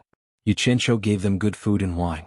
Halfway through the wine, Gao Shiping stopped drinking and asked them to continue. Yu Qianqiu asked curiously, Senior Marshal Brother Gao, you haven't drunk to your heart's content. Why don't you drink? The sect sent people to transport the spirit stones. I still have something to arrange. Originally, all the miners had to go to work. However, Junior Marshal Brother, you two don't have to. Just drink without worry. Gao Shiping said. Yu Qianqiu nodded and saw him out. Not long after the wine and food were finished, Gao Shiping came back with a sad face. He smiled bitterly and said, Junior Marshal Brother, I'm going to break my promise. This time the elder leading the team is Elder Lu Wanqian. When he saw that you weren't among the miners, he reprimanded me and ordered you to work with the other miners. Junior Marshal Brother, I'm sorry. Damn it. That old fart, he's going all out against me. Yu Qianqiu stood up and cursed. However, he had no choice but to go with Shi Xiaotian and Gao Shiping. At the cave where the spirit stones were stored, Lu Wanwan, who was standing in front of a group of miners, snorted when he saw Yu Qianqiu. This brat's granddaughter had been quarreling with him for the past few days. The dozen elders beside him also looked over. They were all familiar with Yu Qianqiu. Seeing that everyone was present, Lu Wanwan took out a small golden dragon from the storage pouch at his waist. He made a few hand seals and shot a few white lights at the little golden dragon. Then he tossed the golden dragon into the air. The golden dragon emitted a dazzling light and grew with the wind. In an instant, an incomparably huge and lifelike dragon landed in front of everyone. Lu Wanwan made another hand seal. A giant scale on the dragon's abdomen fell down, creating a large hole. The dragon's scale happened to be the stepping stone to enter the cave. Yu Qianqiu was amazed. Although he had heard of this transportation artifact before, it was his first time seeing it. After the group of miners was inspected, they were all herded into the cave. The huge cave was filled with bags of spirit stones. Yu Qianqiu drooled at the sight of it. Then they were ordered to carry the bags of spirit stones into the dragon's abdomen. Shi Xiaotian was determined to follow Boss closely. If Boss carried one bag, he would carry one bag. Wherever Boss went, he would follow. The space in the dragon's abdomen was really big. With so many miners carrying the stones in an endless stream, it was unknown how many bags they had carried. In short, Yu Qianqiu couldn't remember. When they were almost done, the two of them entered the cave again. The cave was already empty except for 2 bags.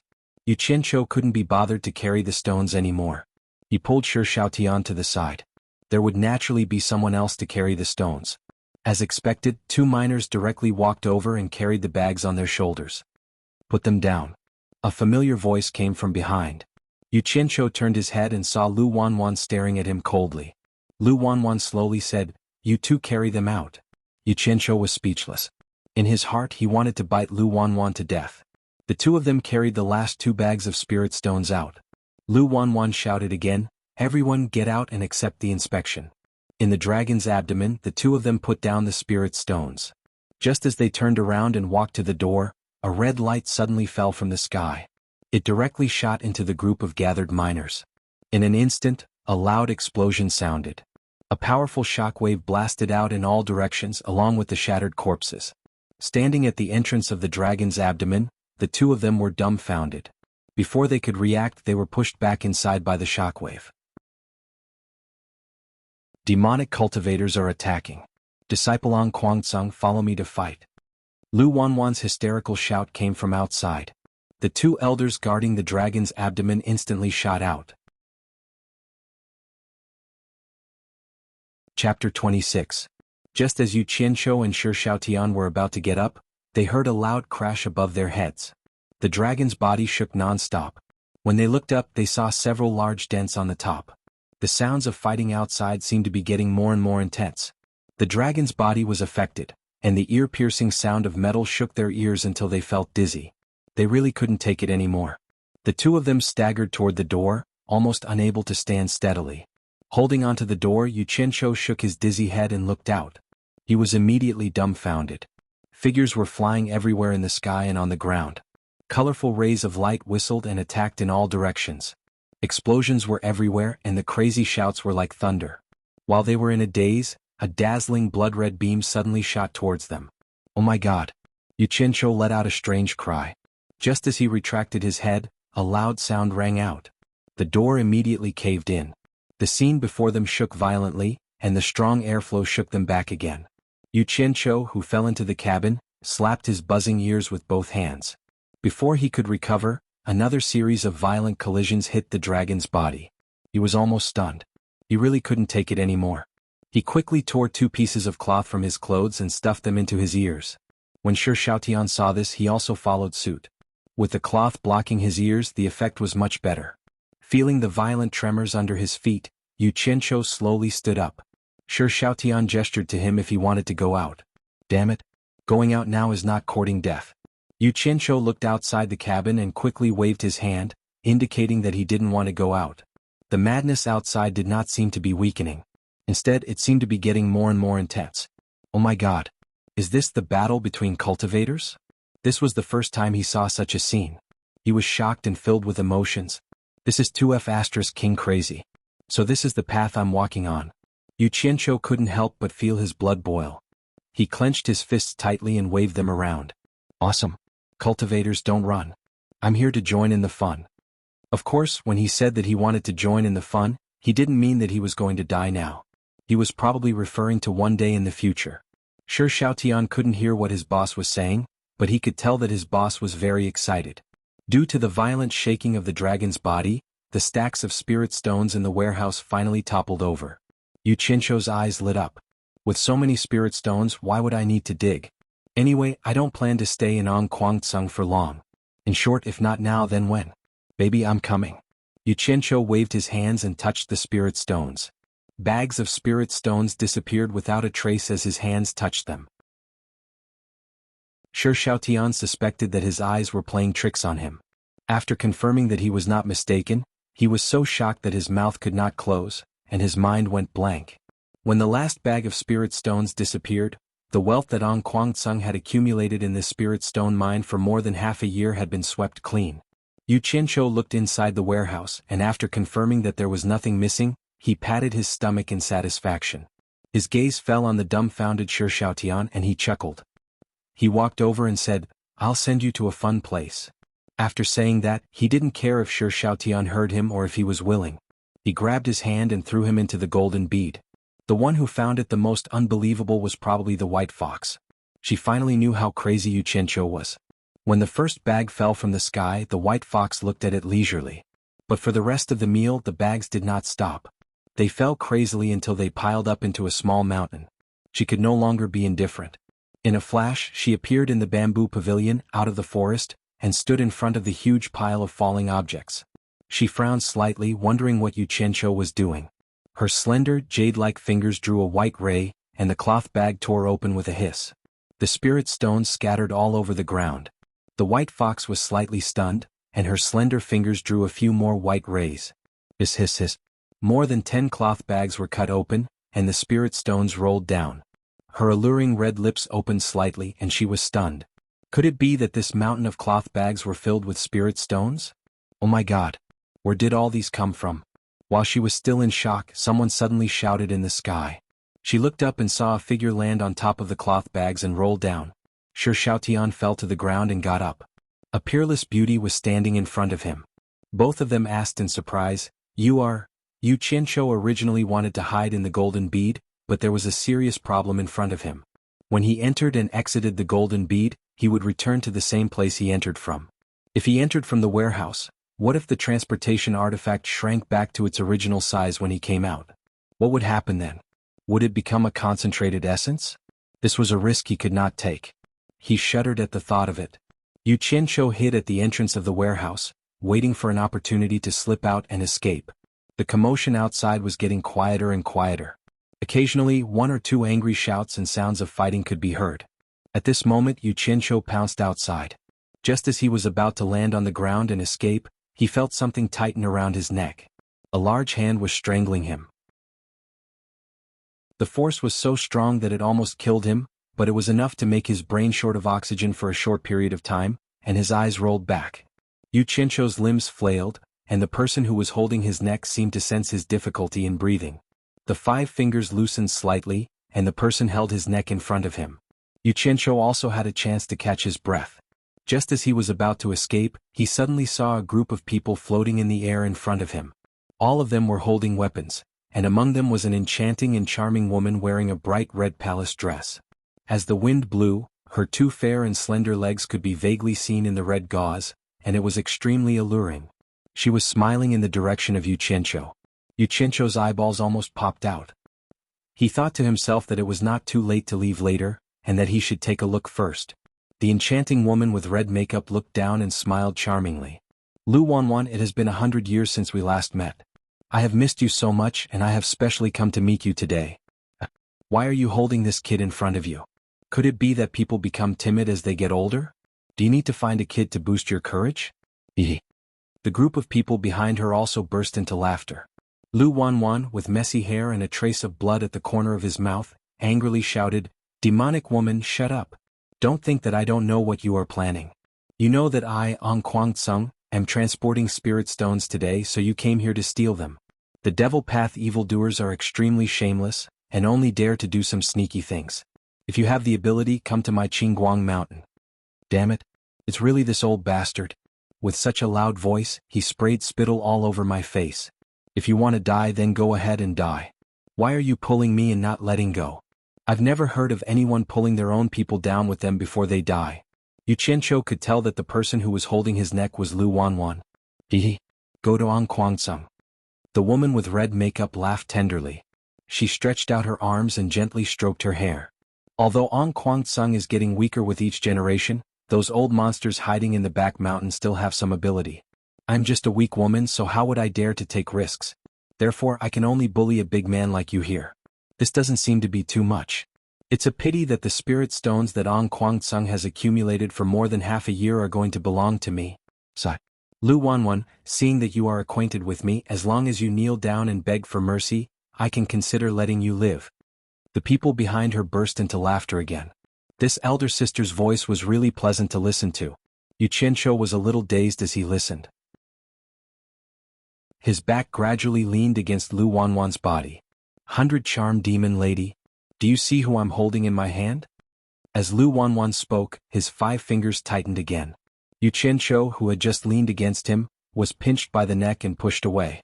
The latter held his breath, and his throat emitted a ka-ka sound. Fortunately, his 5 fingers loosened after that.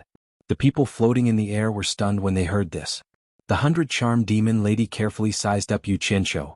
She didn't see anything special about him, nor did she feel that she had seen him before. She couldn't help but cover her mouth and laugh. Lu Wanwan, you want to threaten me by simply holding a low-level disciple of Ong Kwang-tsung as a hostage? Do you really think that I am as stupid as you? Ah. Lu Wanwan laughed wildly. Demon woman, others may not know, but do you think I don't? For the past 100 years, My junior brother has been depressed because of you and has been lonely all day. I don't think you have forgotten my junior brother, have you? Are you really here to steal spirit stones? You must be here to vent your anger after hearing about my junior brother's death, right? The ones who killed my junior brother are the Daluo sect. Why don't you go and vent your anger on them? Do you know who is in my hand? It is the direct disciple who is as close to Hao Wuwei as father and son. Demon woman, if you dare stand in my way, I will definitely kill him. Yu Qianshou's body trembled when he heard the first part of the sentence. He vaguely guessed that the person Lu Wanwan was talking about was his master.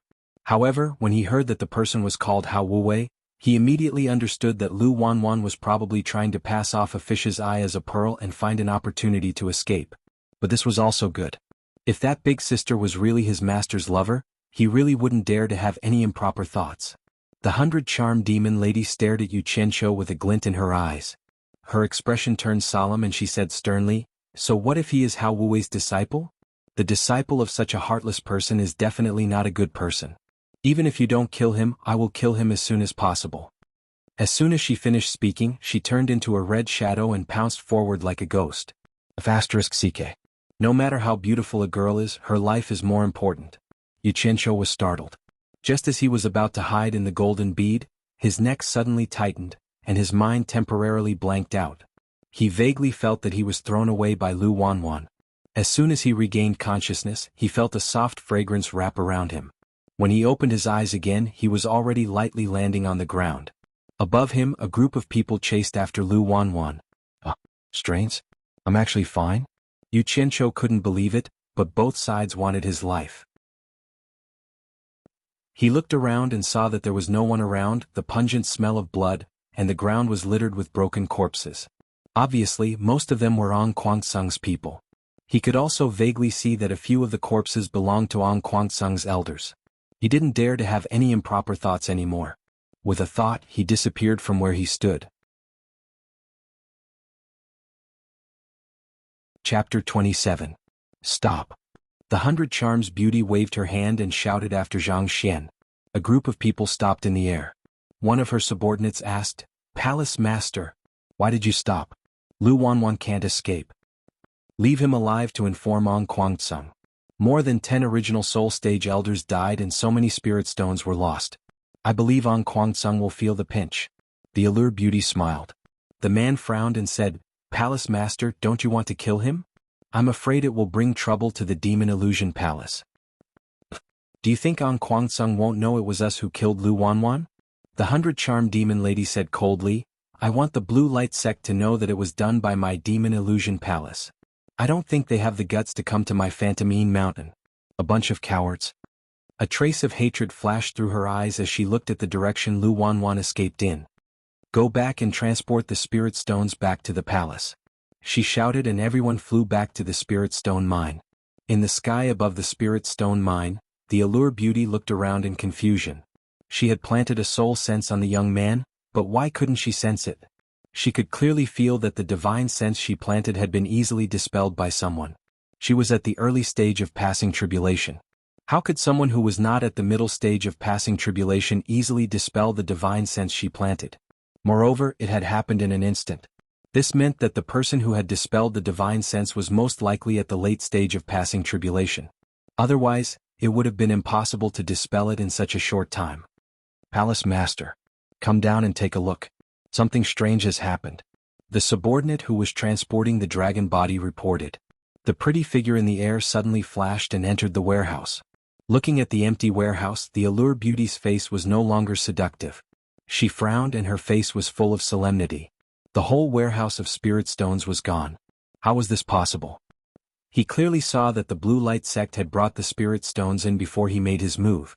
Who on earth had such magical powers to be able to transport all the spirit stones away in such a short period of time? It was simply unimaginable. Recalling the matter of her divine sense being removed by someone just now, she was suddenly startled.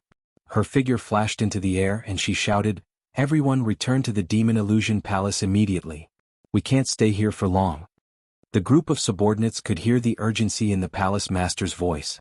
Not daring to slack off, they flew into the sky and followed the palace master.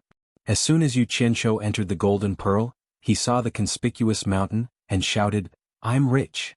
Immediately he leaped over and had intimate contact with it. He rolled on top of it and danced with joy.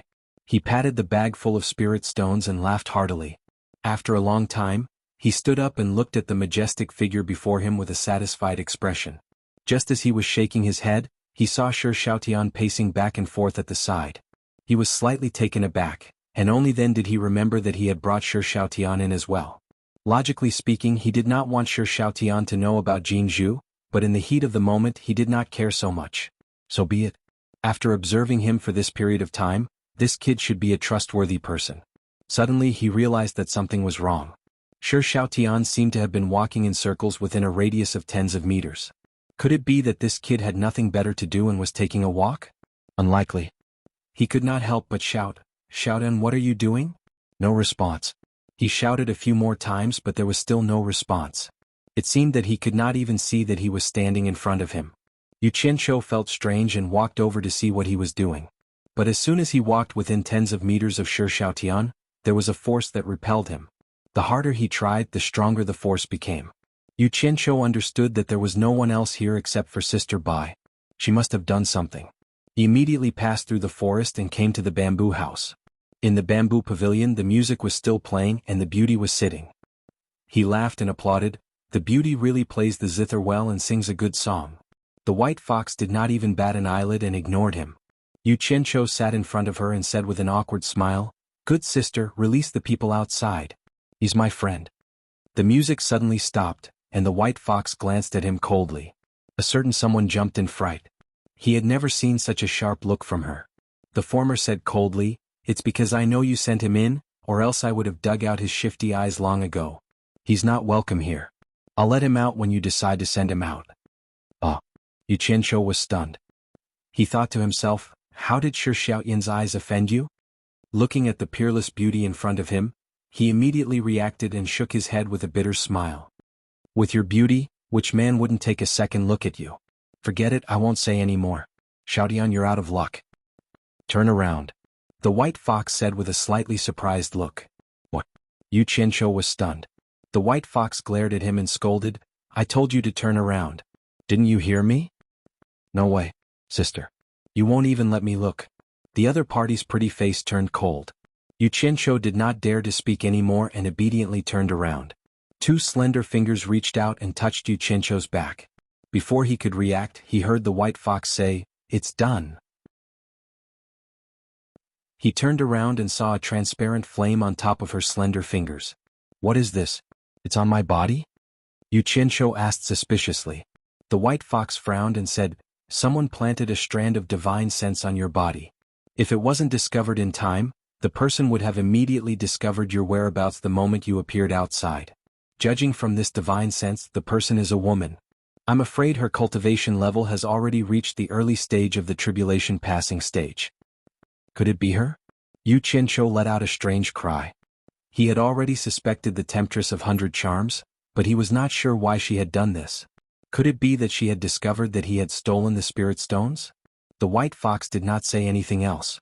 A ball of flame appeared on her fingertip and wrapped around the strand of divine sense, turning it into smoke in an instant. Looking at the strand of divine sense that had turned into smoke, Yu Qianshou's expression turned serious. He tapped his fingers on the stone table happily, thinking about what he should do from now on. The white fox did not disturb him. This scene was familiar to her many years ago. The scholar was frowning as he pondered over the questions in his book while she watched quietly from the side. She liked this feeling very much. The white fox could not figure out why the temptress had planted a divine sense on his body, so she did not think about it for the time being. On Kuang-tsung would not go back. He had enough spirit stones now, so it was time for him to find a place to cultivate. It was not enough to cultivate here.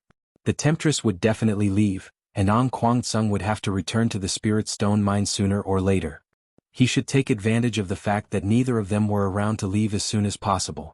Otherwise, even if he managed to improve his cultivation level here, he would have to leave one day.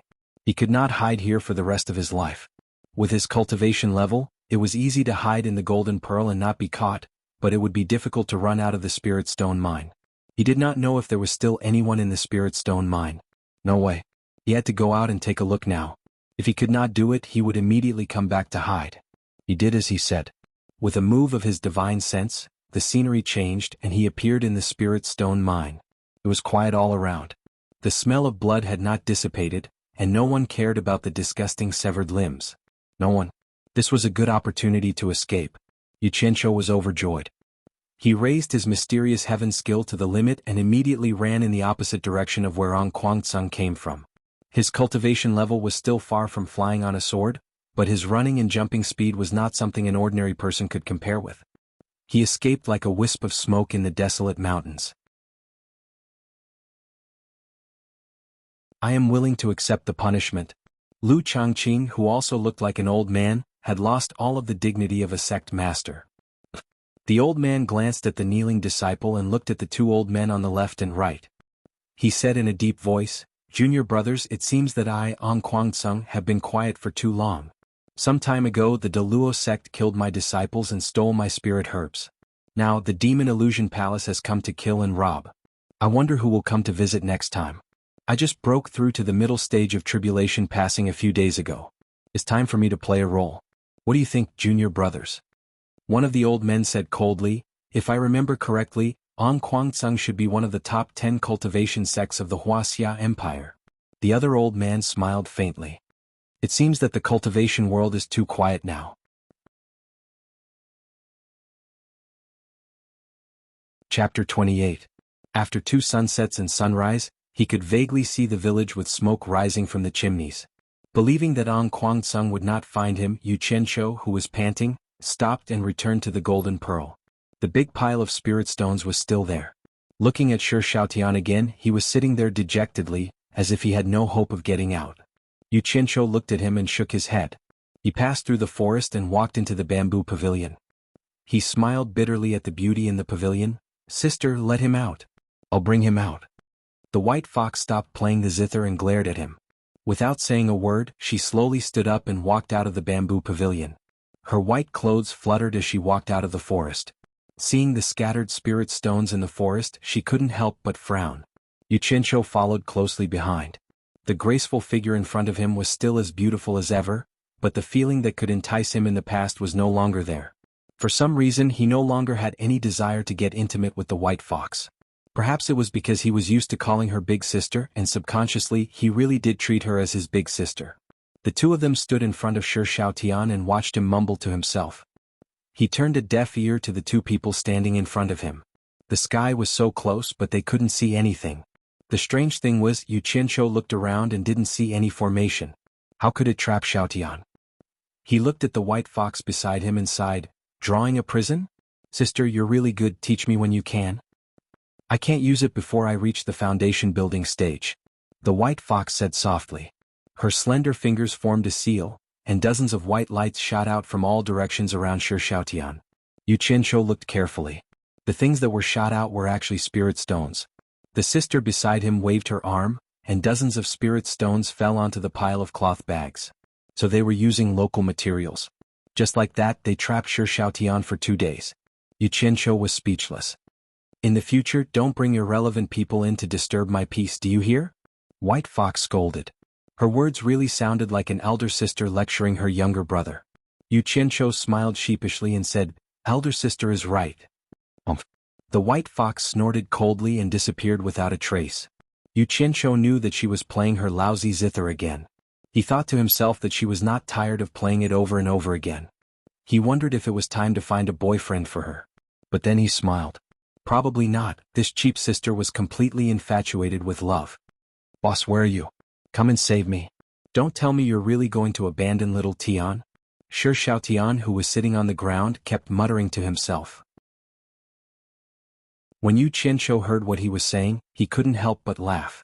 Of all the people he could provoke, he had to provoke the vixen, who had cultivated for 1,000 years and had reached the late stage of tribulation passing. He walked over and kicked his butt twice, shouting, "What kind of dream are you having? Come back with me." It was Boss's voice. Shi Shaotian was stunned. He jumped up and turned around. That familiar face with an evil smile was right in front of him. He was so excited that he wanted to say something, but he saw Boss's hand reaching out and pulling him. Then his vision blurred. When he could see clearly again, the scene had changed. Fortunately, Boss was still in front of him. "Boss." Shi Xiaotian grabbed Yu Qianzhou's arm, fearing that he would run away again. Then Shi Xiaotian began to talk non-stop, pouring out all of his tragic experiences. Yu Qianzhou looked at him coldly and said, "Are you done?" Shi Xiaotian was stunned. He nodded stiffly, indicating that he was done. Following that, Yu Qianzhou gave him a torrent of abuse. The gist of it was, "Do you know who you're messing with? That's my sister. If it wasn't for me, she would have dug your eyes out." Shi Xiaotian was a bit dumbfounded by the scolding. He stared at his boss's face for a long time before muttering, "How can two siblings look so different?" Fortunately, Yu Qianzhou didn't hear him. Otherwise, he would have been fiercely provoked. "Boss, where is this?" Shi Xiaotian looked around and asked. Yu Qianzhou looked at him and smiled. He let out a long breath and said, "I also don't know where this place is. But from today onwards, the two of us will no longer exist in Ong Kwangsung. We also don't need to look at Ong Kwangsung's face anymore." He was right. When Lu Wanwan returned to Ong Kwangsung, many people asked about Yu Qianzhou. The answer they got was that he had probably died in the hands of the Enchantress of 100 Charms. This made all the elders sigh. The capital of the Wuxia Empire was a bustling place. There was an endless stream of horses and carriages, and people came and went. Both sides of the smooth streets were lined with inns and tea houses. There were all kinds of shops. Walking on the streets, the sound of peddlers could be heard everywhere. From time to time, beautiful women dressed up could be seen. They were in groups of 3 to 5 trying to attract people. Looking at the signboards behind them, it was nothing more than Yihong Brothel, or 100 Flower Brothel. The ladies in the brothel had long trained their eyes. They could tell who was rich and who wasn't. For example, the two people walking on the street, the ladies were afraid to avoid them. Yu Qianzhou and Shi Xiaotian chuckled. Their current appearances were indeed unsightly. They had traveled thousands of miles and were covered in dust. Finally, they had arrived at this bustling capital city. Why did they come here? Because Shi Xiaotian was homesick. Also, the two of them had left Ong Kwangsung and didn't know where to go. Yu Qianzhou was also interested in seeing the capital. National Pillar General's residence? Far away from the bustling city, in front of a majestic courtyard, Yu Qianzhou read the signboard. He looked at Shi Xiaotian suspiciously and said, "Are you sure this is your home? Are you sure?" He couldn't be blamed for asking this question. The latter had led him on a few wrong paths while searching for his home. In the end, he had gone through so much trouble, and now he was led to a place with such a scary signboard. Shi Xiaotian shook his head silently. Looking at the majestic courtyard, tears welled up in his eyes. Yu Qianzhou looked at him in disdain. This unlucky child was crying so easily. It was really unbearable. However, it seemed like he was right. He didn't say anything else. He crossed his arms and waited quietly. The two of them were silent for a while. Just as Shi Xiaotian was about to knock on the door, the hurried sound of horse hooves came from afar. The two of them turned their heads to look. Dozens of horses galloped over from afar. Soon they arrived before the two of them. "Stop!" The leading young general in dark silver armor waved his hand and shouted. He pulled the reins in his hand. The strong horses neighed, and the dozens of people behind them stopped the galloping horses. Dozens of people jumped off their horses at the same time, their armor clanking loudly. Their imposing manner was truly extraordinary. "Wow, this is so much more handsome than in the movies." Yu Qianzhou was envious.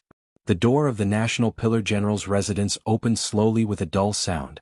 A servant walked out and shouted, "Second young master is back." He ran to the young general with a smile and took the reins. The young general glanced at Yu Qianzhou and Yu Qianzhou at the door. His gaze landed on Shi Xiaotian. He paused for a moment. Then he looked forward and strode inside. "Second brother?" The young general who had just stepped on the stairs was shocked. He turned his head slowly and looked at Shi Xiaotian in disbelief. He looked at him up and down. Then he turned and said in surprise, "Third brother?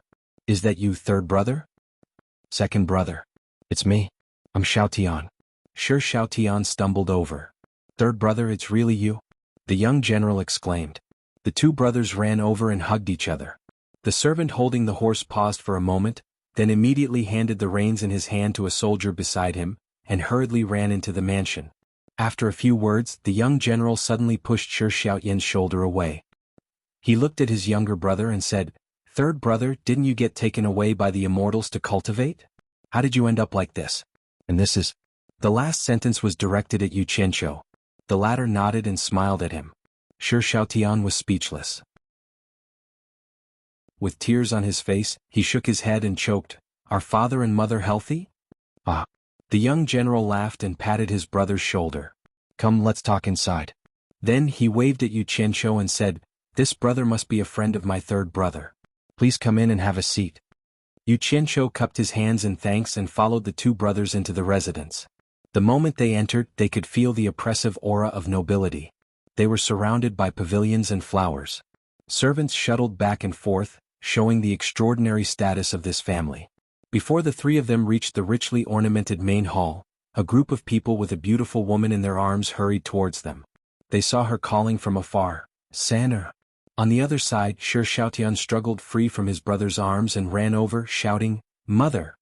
The mother and son, who hadn't seen each other for a long time, hugged each other and cried. The latter knelt down and refused to get up.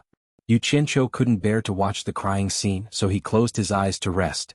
Shi Xiaotian's second brother glanced at him and frowned. "Mother, third brother, big brother is back." The young general smiled and turned around shouting, "Big brother, look who's here." Yu Qianqiu, who was resting with his eyes closed, also heard someone coming from behind. He opened his eyes and turned around. A young man dressed like a civil official walked in with a smile on his face. When he heard his second brother's words, he stopped smiling and looked at the person kneeling at his mother's feet. When he saw who it was, he exclaimed, "Third brother, why are you back? How did you end up like this?" As he spoke, he looked at his brother, who was dressed in rags, with surprise in his eyes. Shi Xiaotian stood up and shyly called out, "Big brother." "Ah, third brother is back. Good, good, good. Today is really a double blessing." Shi Xiaotian's big brother clapped and laughed. Everyone was a little baffled by his words. The second general said in a daze, "Double happiness? Could it be that big brother has taken a fancy to some young lady? Since third brother is back, tell me about it." The civil official glared at his second brother and ignored him. He walked to Shi Xiaotian and patted his shoulder, smiling, "Third brother, we're going to be kindred spirits soon." "Ah, come to think of it, it's quite a coincidence today. I was out patrolling with a few colleagues and we met an immortal master with profound transcendence energy. That immortal master could tell at a glance that I have the root of wisdom and has already agreed to take me as his disciple. Third brother, do you think we'll be kindred spirits in the future?" "Ah." When he saw everyone looking at each other, he laughed even more complacently. Suddenly, his gaze fell on Yu Qianqiu, who was also dressed in rags. His laughter stopped abruptly and was replaced with arrogance. He frowned and snorted, "Who is this?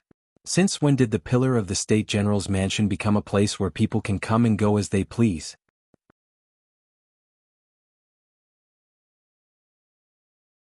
Chapter 29.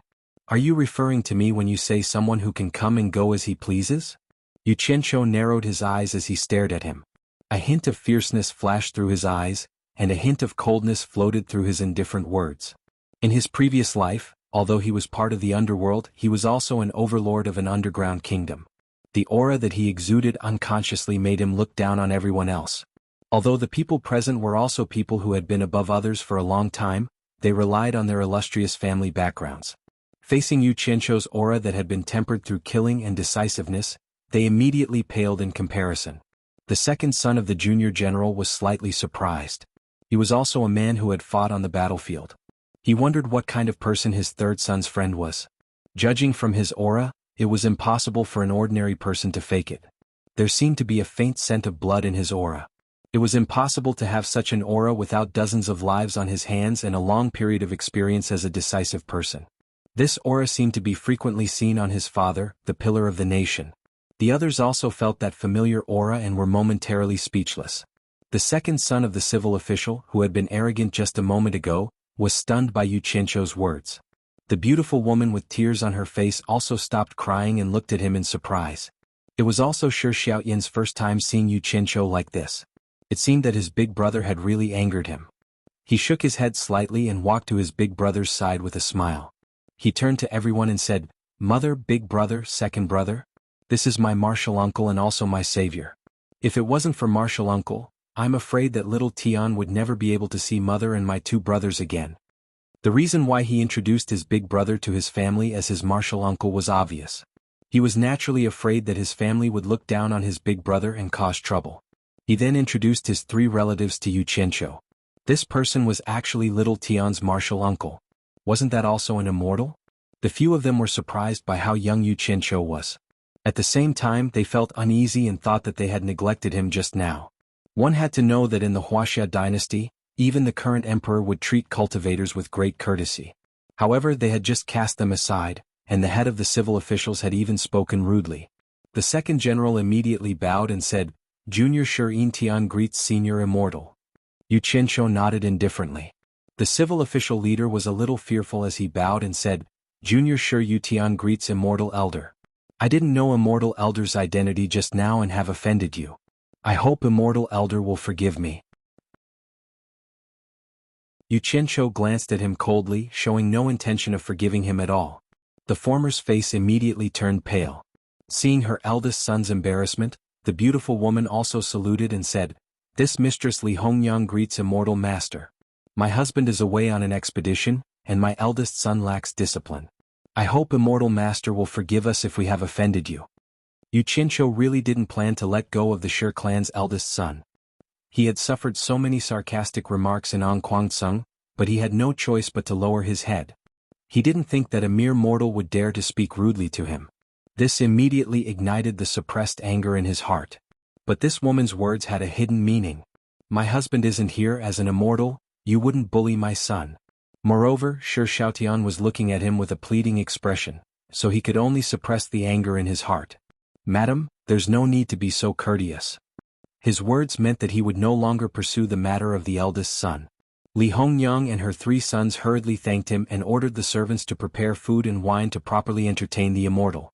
Yu Qianqiu tactfully refused. They had only just met and things had already turned out like this. What was the point of eating and drinking together? Actually, there was another reason why he didn't get angry. His cultivation was indeed not that great, only at the 5th level of qi refining. Even Shi Xiaotian had already reached the 7th level of qi refining. Although the latter still couldn't see through his cultivation if they were to fight, who knows which side Shi Xiaotian would side with. In any case, it was impossible for Shi Xiaotian to help him beat up his own brother. Also, if his cultivation was exposed, would Shi Xiaotian still treat him as the boss in the future? This was really hard to say. He remembered that a certain elder brother with the surname Li once said, "When the people's hearts are scattered, it's not easy to lead a team." Finally realizing the importance of cultivation, he pulled Shi Xiaotian to the side and asked him to arrange a secluded place to cultivate. The latter immediately passed on his eldest son's words to his mother, and immediately the entire general's mansion became busy. The pillar of the state general's mansion had a spacious back garden, and a small courtyard in the most remote corner was quickly cleaned up. The general's mansion issued a ban, and without permission, no one was allowed to enter the back garden. "Xiaotian, if your family asks about your experiences, I think you should choose to tell them. Knowing too much won't do them any good. Also, it's best not to let outsiders know about what we're doing here. Otherwise, if An Kwangsung finds out one day, we'll be in big trouble," Yu Qianqiu said. The small courtyard was remote and quiet, and he was very satisfied. At this time there were only the 2 of them in the small courtyard. "I understand." Shi Xiaotian nodded. A year quickly passed, and the back garden of the pillar of the state general's mansion became a mysterious place. Other than the 3rd young master Shi Xiaotian, no one else had seen the immortal living inside. As for the matter of the immortal living in the back garden, the general's mansion had issued a strict gag order. Those who were lucky enough to see it that day would not say a word, and the other servants naturally didn't know. The servants who knew about it would secretly worship the small courtyard every day when they passed by the back garden. The legendary immortals lived there. The masters of the general's mansion were very happy that there was an immortal living in their house. They always felt that they had a backer and their hearts were very secure. Most importantly, the immortal had the demeanor of an immortal and never disturbed them. As long as good wine and food were sent over every day, the immortal wouldn't even take a step out of the courtyard, let alone disturb them. But there was one person who was more depressed, the eldest young master of the general's mansion. Once, in order to show off to the immortal who wanted to accept him as a disciple, he mentioned that there was also an immortal hiding in his house. In the end, the immortal refused to accept him as a disciple, and even refused to see him. This was too painful for him. It was fine if he didn't know that he had the root of wisdom, but after knowing, it was simply too torturous. How many people could resist the temptation of immortality? So he set his sights on Yu Qianqiu wanting to become his disciple, and pestered his 3rd young master several times to recommend him. But his third young master didn't agree at all and said, "Big brother, I really can't see where you have the root of wisdom, you must have been tricked by someone." He was obsessed and didn't believe it no matter what, thinking that his third young master didn't want to recommend him because he had offended his martial uncle, and because of this he blamed his third young master. There was one time when he was blinded by lard, and he barged into the small courtyard, intending to beg Yu Qianshou to accept him as a disciple. In the end, the moment he stepped into the courtyard, he felt like he was in a fog, and he couldn't get out no matter how many twists and turns he went, and he didn't see a single person. This was originally a simple formation that Yu Qianshou learned from the white fox in case someone barged in, and he set it up in the courtyard. Although it wasn't a powerful formation, it wasn't a problem to trap a mortal, but he didn't expect it to trap this guy. When Shi Shaotian found out, he didn't know whether to laugh or cry. He could bring his big brother out, but it wasn't good for him to do that, so he could only beg Yu Qianshou to let him go. After Yu Qianshou understood why Shi Yutian was trapped, he shook his head and refused Shi Shaotian, saying that he wanted to keep Shi Yutian trapped for a few more days, and if he didn't let his big brother suffer a little, he was afraid that there would be no end to it. Shi Shaotian thought about it and agreed. But after 2 days, Li Hongyang became anxious, and she couldn't find her eldest son anywhere, and the imperial court was also looking for him everywhere. In the end, Shi Shaotian was afraid that his mother and second brother would be too anxious, so he told his family that his big brother had barged into his martial uncle's courtyard and was trapped. Li Hongyang and Shi Yintian were shocked, and they quickly went to the courtyard in the back garden, but they didn't dare to enter the courtyard again. They saw Shi Yutian running around like a headless fly, and it was obvious that he was very weak since he hadn't eaten or drunk anything for 2 days. The mother and son immediately knelt in front of the courtyard and begged Yu Qianshou. Yu Qianshou thought that since the food and lodging belonged to him, he didn't want to go overboard, so he released Shi Yutian and warned him that if he barged in again, he wouldn't let him off lightly. This was only a small matter, but after the mother and son saw Yu Qianshou's divine power, they respected him even more. After Shi Yutian had a taste of it, his heart itched even more, but he didn't dare to barge in again. Relying on the large amount of spirit stones in the golden pearl, Yu Qianshou successfully broke through to the 10th level of qi refining in a short period of 1 year. Shi Shaotian reached it earlier than him. After reaching the peak of qi refining, the next step was foundation building. After asking the white fox, a very serious problem was placed in front of him.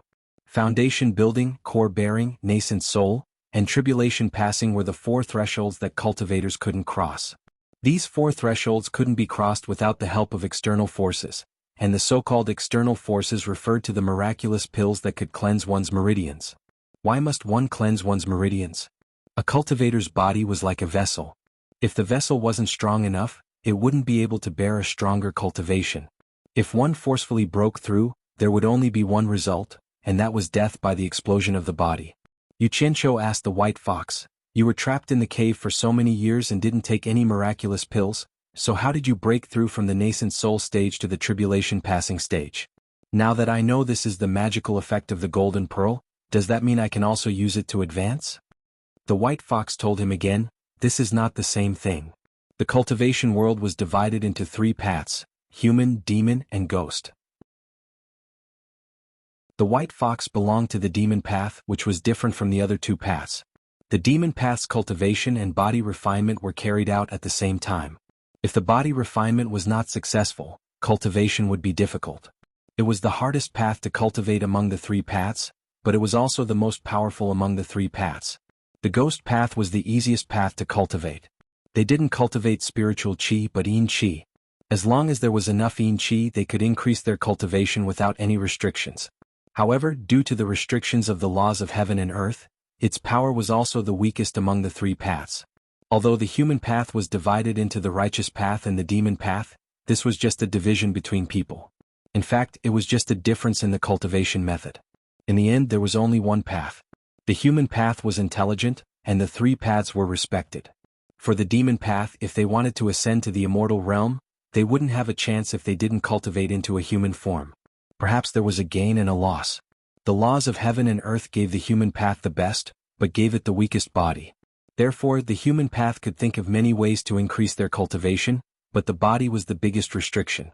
In short, it told him that although the golden pearl was extremely strange since it existed in the world, it had to follow the laws of heaven and earth. Some things couldn't be changed randomly, so it could help demons, but it might not help humans. The white fox also said, when the golden pearl was in my body, although I didn't use it, I could feel the changes in my body in cultivation day after day. How did you feel after swallowing it for such a long time? Yu Qianqiu immediately became dejected, and told her that other than his physique becoming a little better, he didn't feel anything. The white fox sighed. This kind of treasure of heaven and earth must have its own advantages for the human, demon, and ghost paths. There was no other way. It seemed that he still had to get a building foundation pill to build his foundation. She also didn't eat it when he asked the white fox, so she didn't know how it was done. She only knew that the bigger sex should have the recipe to refine the building foundation pill, and it wasn't an important secret. It seemed that the spirit grass used to refine the pill was quite hard to find. Yu Qianqiu was depressed. If he had known earlier, his relationship with the Clear Sky sect wouldn't have been so stiff. He couldn't just run back now. Wasn't that courting death? Not only was he depressed, Shi Xiaotian was also depressed.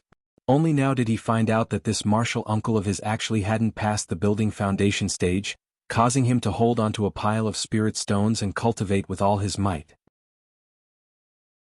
In the end, even if Yu Qianqiu gave him more spirit stones, he wouldn't dare to absorb them anymore. What? The true qi in his body had already reached the limit of the aura refining stage. If he absorbed any more, his body would explode. Who would dare to play with their lives? In the courtyard, the two of them looked at the pile of spirit stones and sighed. Although these things were good, what could they do? Where to get the building foundation pill became a headache. Suddenly Yu Qianqiu shouted, "I got it!" Shi Xiaoyan's body trembled and his eyes lit up. "Boss, you got away?" Yu Qianqiu smiled and said, "Doesn't your big brother know some *T celestial being? Go call your big brother over, I have something to ask him."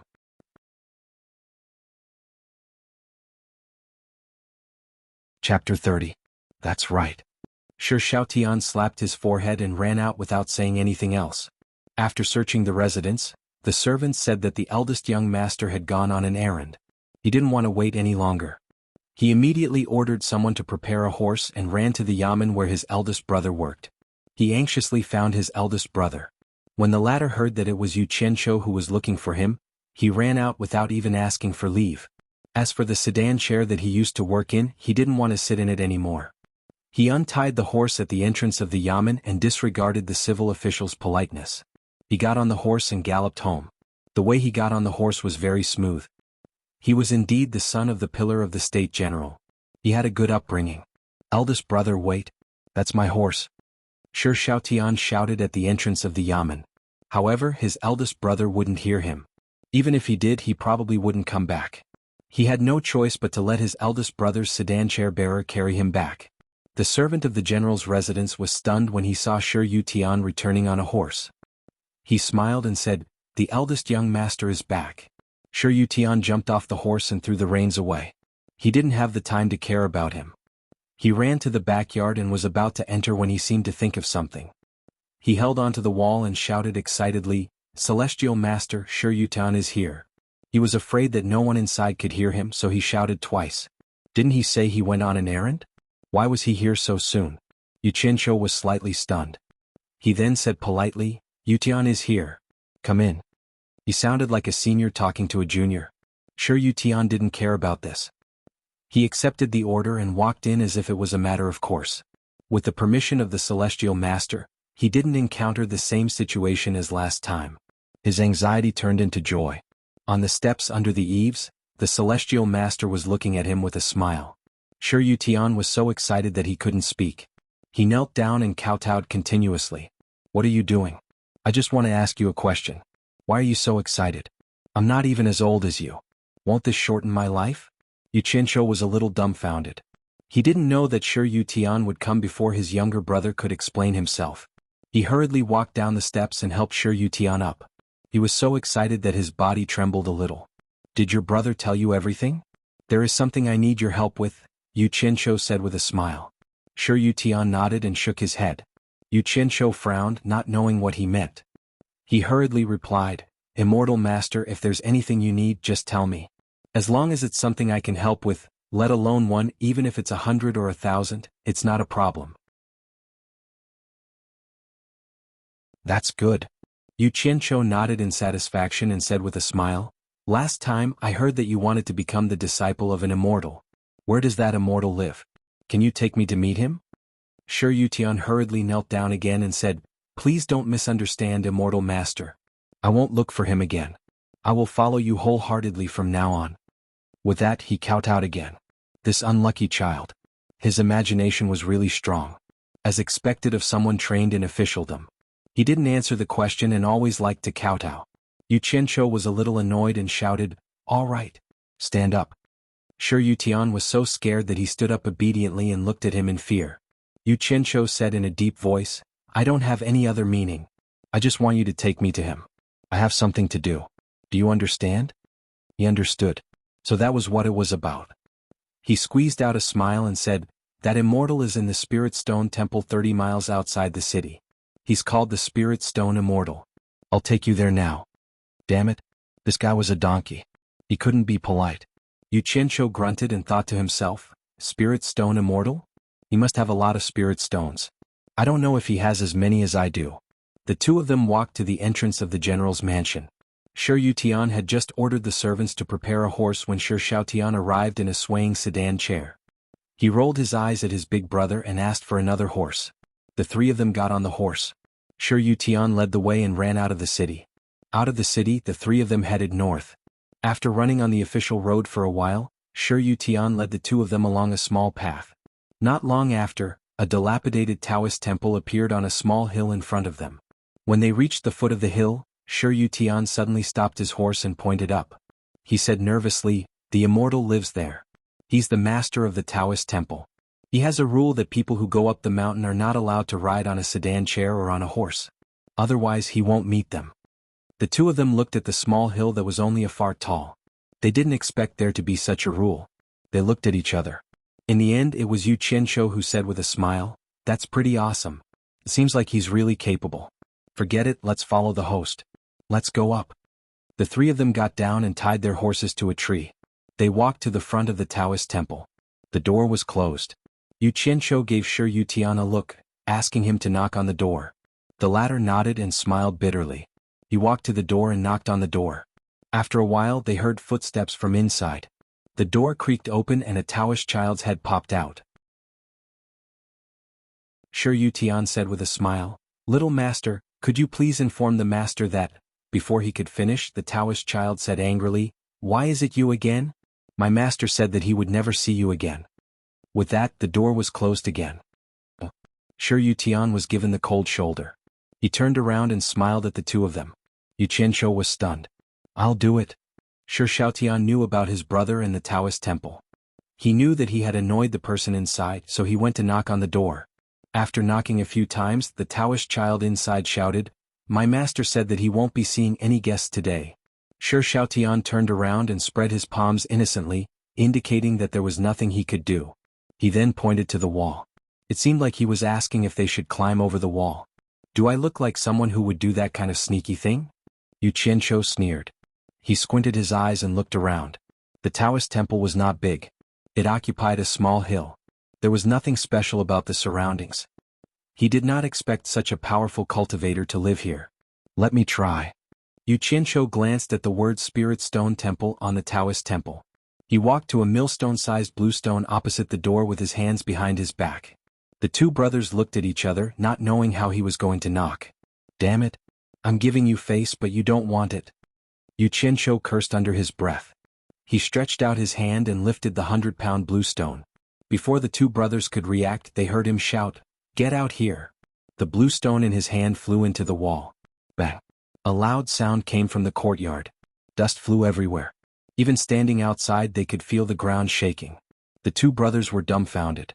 An angry voice came from inside. Who dares to cause trouble in my Spirit Stone Temple? You bastard. Yu Qianzhou replied in a loud voice. He hurriedly walked to the door of the Taoist temple and fiercely kicked it. With another bang, two pieces of the door directly flew in. You're courting death. Following the angry shout, a figure jumped over the wall and flew out. As soon as the person landed, he saw Shi Yutian. He pointed at him and scolded, So it's you again. How dare you bring people here to fight? Do you want to die? After saying that, he glanced at the other two. Shi Yutian was already scared stiff by Yu Qianzhou's actions. When he heard the person's words, he quickly knelt down and kowtowed. Immortal Master, please forgive me. Immortal Master, please forgive me. The younger brother saw his older brother's actions and frowned. He pulled him up and shouted, Big brother, you're giving the general's residence too much face. Putting on such a big show. I was wondering what kind of bullshit immortal had such a high cultivation level. So it's just an old man at the 10th level. Yu Qianqiu laughed. With one look, he could tell that this person was also at the 10th level of the qi refining stage. The person who came had a sage-like appearance. He didn't look very old, about 40 years old. He had 3 long strands of beard and his face was flushed. If he held the green dragon crescent blade in his hand, he would look like Guan Yu from the TV shows in his previous life. The person who came was the temple's master, Spirit Stone Immortal. He was shocked when he saw the other two. Needless to say, Shi Shaotian was also at the 10th level of the qi refining stage. However, he couldn't see through Yu Qianqiu. It didn't matter if he couldn't see through Yu Qianqiu's cultivation level. What was worse was that Yu Qianqiu could see through his cultivation level at a glance. This meant that Yu Qianqiu's cultivation level was higher than his. Moreover, both of them didn't look very old. To have such a cultivation level at such a young age, they must be disciples of some big sect. Although one couldn't judge one's age by appearance in the cultivation world, they were not people he could afford to offend. Thinking about this, the matter of him being hit by stones was already a small matter. Spirit Stone Immortal's expression changed. He quickly bowed to Yu Qianqiu and said, I didn't know Senior was coming. Spirit Stone, please forgive me for my offense. Shi Yu Tian was stunned by Spirit Stone Immortal's respectful attitude. What would happen if even an immortal respected him? He looked at Yu Qianqiu with a fiery gaze. Being addressed as senior by such an old person was a little hard to accept. Yu Qianqiu thought about it and felt relieved. The cultivation world was a place where the strong preyed on the weak. Whoever was strong was awesome. Since the other party couldn't see through his cultivation level, it wasn't wrong to address him as senior. He smiled and said, No need to be so polite. I have something to ask you. Spirit Stone Immortal nodded and said respectfully, Senior, please come inside. Yu Qianqiu glanced at Shi Yu Tian, whose eyes were shining, and said to Lil Tian, I'll be right back. You two wait for a moment. The two brothers agreed. Seeing how respectful their master was, the boy inside the door quickly ran back to prepare tea. The two brothers didn't wait for long outside the door. Suddenly they heard the sound of fighting coming from inside. Shocked, Shi Shaotian flew into the courtyard.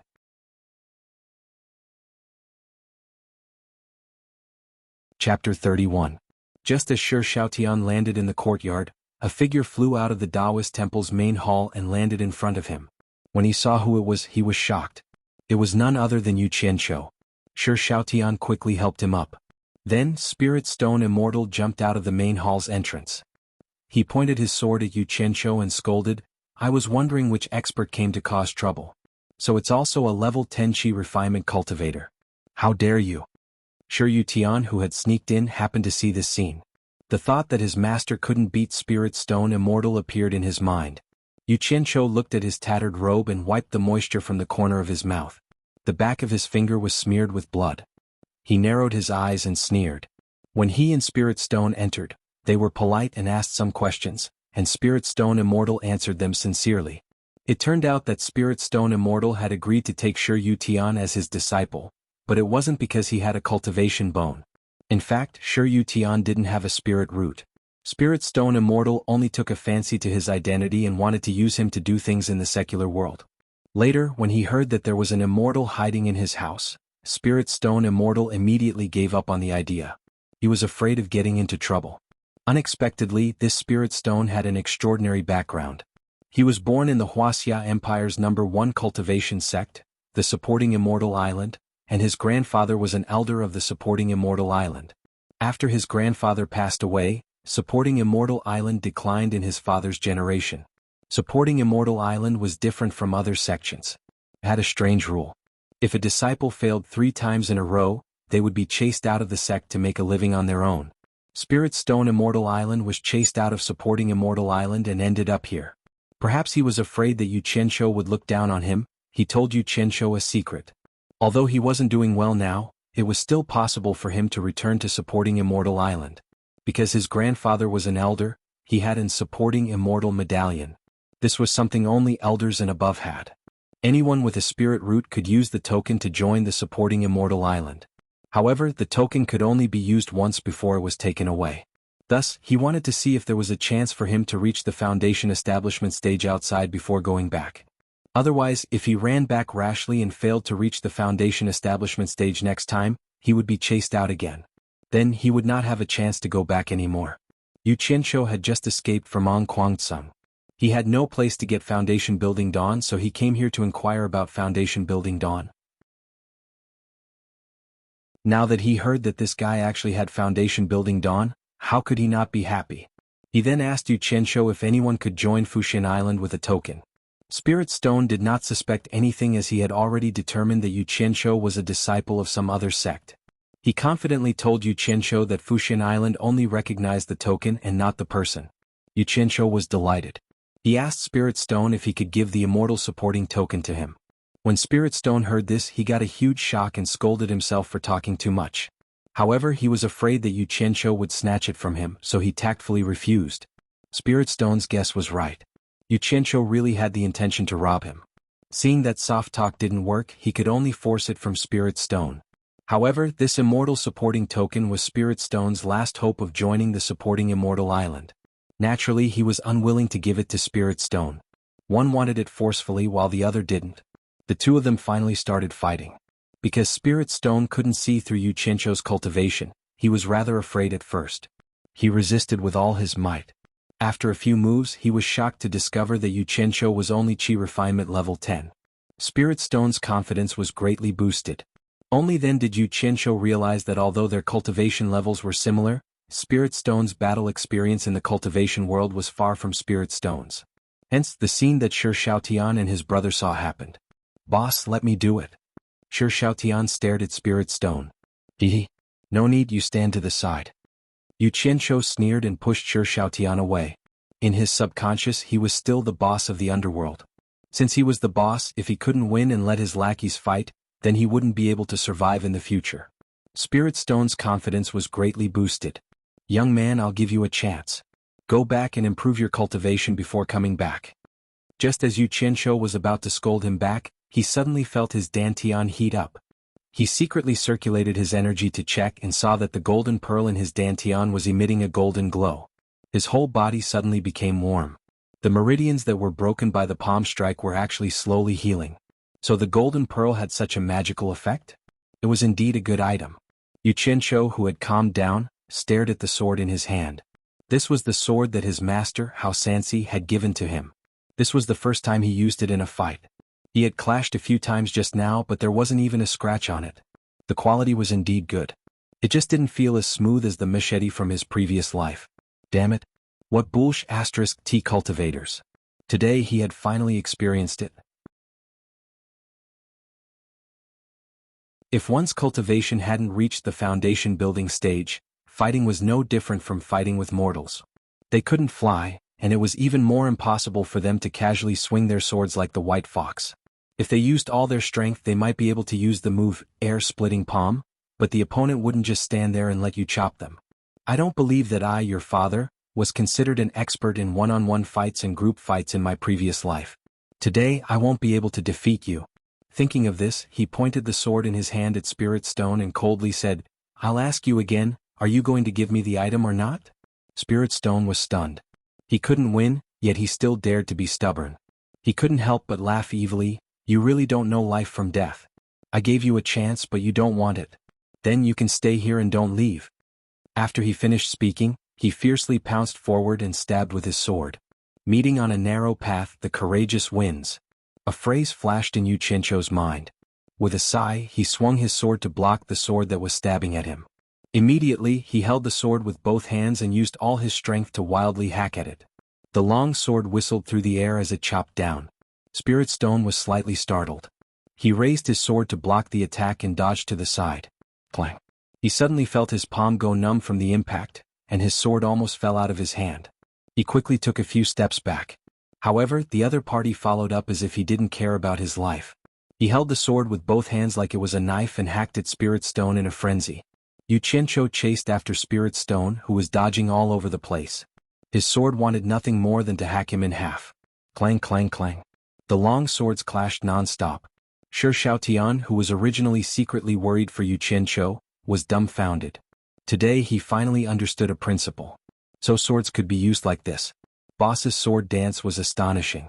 It was simply unforgettable after seeing it. It was like a torrential storm of attacks without any regard for his life. Shi Yutian, who was hiding at the side, was also a little dumbfounded. So this was how immortals fought. They didn't seem to be much different from the hooligans on the street. They didn't have any of the legendary elegance at all. He couldn't help but ask himself, even if I could cultivate in the future, would I be able to do this? In an instant, his heart turned gloomy, and his thoughts of cultivating became colder. Spirit Stone, who was full of confidence just a moment ago, suddenly felt miserable after a few moves. He had never seen someone fight with a sword like this. The hand that was holding the sword was almost unable to hold it. It was a pity that he had never practiced using his left hand. Otherwise he could switch to using his left hand. That way he would be able to hold on for a while longer. Spirit Stone fled in all directions in the courtyard. He really couldn't hide anymore, so he swung his sword to block once. However, something happened that made him tremble with fear. He had unknowingly hidden in a dead corner between two side rooms. The hand that was holding the sword was already trembling from the impact. He couldn't help but be scared out of his wits. He thought to himself, "My life is over. Don't you dare hurt my master." The voice of a boy came from behind Yu Qianqiu. The boy raised a big iron rod that was used to strike a bell, and fiercely smashed it towards Yu Qianqiu's head. Yu Qianqiu took a moment to take a look. He turned around and slashed with his sword. The iron rod that was made of ordinary iron was immediately split into two. How could the boy have the strength to hold something so strong? After the web between his thumb and index finger was split open, he was immediately dumbfounded when he saw the thing on the ground. Yu Qianqiu shouted, "Scram!" Then he flew over and kicked the boy's abdomen. The boy screamed and his body flew up. While he was still in the air, he spat out a mouthful of blood. When he hit the ground, he spat out another mouthful of blood and fainted on the spot. The faces of the two Shi brothers twitched. They didn't think that Yu Qianqiu wouldn't even let a child go. This was too cruel. Shi Xiaoyan's eyes flashed and he suddenly shouted, "Boss, be careful." Although the boy didn't succeed in his sneak attack, he had bought time for his master. Ling Shi saw that Yu Qianqiu had kicked his disciple away, and it just so happened that Yu Qianqiu's back was facing him. He instantly felt that this opportunity couldn't be missed, and he fiercely stabbed with his sword. Hearing Shi Xiaoyan's warning, Yu Qianqiu didn't see what was happening behind him. He could easily guess what Ling Shi was going to do. He loudly shouted, "Go to hell." He fiercely swung his sword and turned around. Immediately he saw his opponent's long sword stabbing towards his abdomen. A hint of fierceness flashed in his eyes. Ignoring the sword that was stabbing towards him, he gripped his sword with both hands and ruthlessly chopped at his opponent's head. Oh! Shi Xiaotian couldn't help but scream when he saw that his boss was going to suffer serious injuries even if he didn't die. He still wanted to take his opponent's life. However, he didn't know that Ling Shi was even more shocked. He thought that even if he couldn't kill his opponent, he could still force him to retreat and create an opportunity for himself to escape. However, this guy was simply a lunatic and didn't care about life or death at all. "I have a feud with you for killing my father. Is it worth it for you to do this?" As this thought flashed through his mind, Ling Shi hurriedly withdrew his sword and fiercely retreated. Bang! Yu Qianqiu went berserk. He couldn't control his sword, and the corner of the wall on one side of the room collapsed, nearly burying Ling Shi. The latter trembled with fear as he looked behind him. There was no way out anymore. In front of him, Yu Qianqiu stepped on the collapsed brick wall and passed through the rising dust. Wielding his sword, he pressed forward with a murderous aura. "Fight!" Ling Shi fiercely brandished his sword and stabbed forward. A cold light flashed before his eyes, and with a clang, the sword in his hand trembled. Then it disappeared without a trace. A cold sword was placed against his neck. "Stop. I'll give it to you." Ling Shi hurriedly shouted. Yu Qianqiu cackled and said, "Even if I kill you, the item will still be mine." Ling Shi bitterly smiled. "If you kill me, I guarantee that you won't be able to find it. The item has been hidden by me." Yu Qianqiu frowned and stared at Ling Shi for a while. Suddenly he withdrew the sword against Ling Shi's neck and said coldly, "Stop wasting time. Hand over the item and I won't kill you."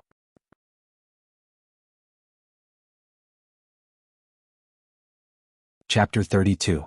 Ling Shi was stunned. He didn't expect his opponent to agree so easily. He asked in astonishment, "Aren't you afraid that I'll run away?" "Run. You can try. I can also guarantee that you will suffer a fate worse than death." Yu Qianqiu snorted disdainfully and impatiently said, "Take out the item. I don't want to repeat myself a third time." Ling Shi sighed. No matter how good the item was, it wasn't as important as his life. After thinking about it, he didn't have the confidence that he could escape. He could only nod silently and step on the collapsed bricks as he walked out. Yu Qianqiu retreated and stared at him coldly. Although he said that he would let his opponent go, he still maintained a certain level of vigilance. He followed Ling Shi to the main hall and looked around. The Taoist temple was simple and didn't have many decorations. In the center there was a deity worshipped, but he couldn't recognize who it was. A large praying mat below attracted Yu Qianqiu's attention. His eyelids twitched as he thought to himself, could the immortal supporting token be hidden here? While Ling Shi was still sighing, Yu Qianqiu took a few steps forward and grabbed the praying mat. The former's expression instantly changed. Wah! The praying mat was torn apart and 2 items fell to the ground. The buckwheat husks inside were scattered all over the ground. Yu Qianqiu glanced at Ling Shi and slowly picked up the 2 items. At this moment Shi Xiaotian also came in. His boss's ferocity just now was deeply engraved in his heart, but he didn't know why his boss would fight with his life on the line. Seeing Yu Qianqiu playing with the 2 items in his hands, and then looking at Ling Shi's reluctant gaze, Shi Xiaotian's heart skipped a beat. Could it be that boss is fighting so hard just to snatch other people's items? Yu Qianqiu carefully examined the items in his hands. The 2 items were a wooden token and a jade plate. The wooden token was simple and unadorned, and its sides were engraved with patterns. On one side the words "Supporting Immortals" were engraved. On the other side the image of an island was engraved. Releasing his divine sense to investigate, he could feel a roaming wave of true qi. Clearly it was injected by someone. Needless to say, this was the so-called Supporting Immortals token. The words "100 Flowers Valley" were engraved on the Jade Archive. There was also a surge of Jinqi that had been channeled into the Jade Archive. There was nothing special about the rest of it and no one knew what it was used for. Yu Qianqiu looked at the Spirit Stone and asked, "What is this thing used for?" Spirit Stone didn't know whether to laugh or cry. He didn't expect that the thing he had spent so much effort to hide would be found out so quickly. He had thought that no one would notice where he had hidden it. Hearing Yu Qianqiu's question and looking at the thing in his hand, he was slightly taken aback. "You don't even know about the 100 Flowers Valley? Is it famous?" Holding the Jade Archive, Yu Qianqiu gave Shi Xiaotian a questioning look. The latter also shook his head, indicating that he didn't know. He couldn't help but ask in a deep voice, "Am I asking you or are you asking me?" Spirit Stone was taken aback. He thought to himself that he had tolerated it. It was his own fault for not being able to defeat Shi Xiaotian. Sighing, he explained, "This is the entrance token to the 100 Flowers Valley. The 100 Flowers Valley is a marketplace for cultivators of the Wuxia Empire. As long as you can afford it, you can buy almost anything there. You can also exchange items for items of similar value." "That's a good place. Give me the 100 Flowers token as well," Yu Qianqiu said indifferently. Spirit Stone exclaimed, "What's the use of my 100 Flowers token?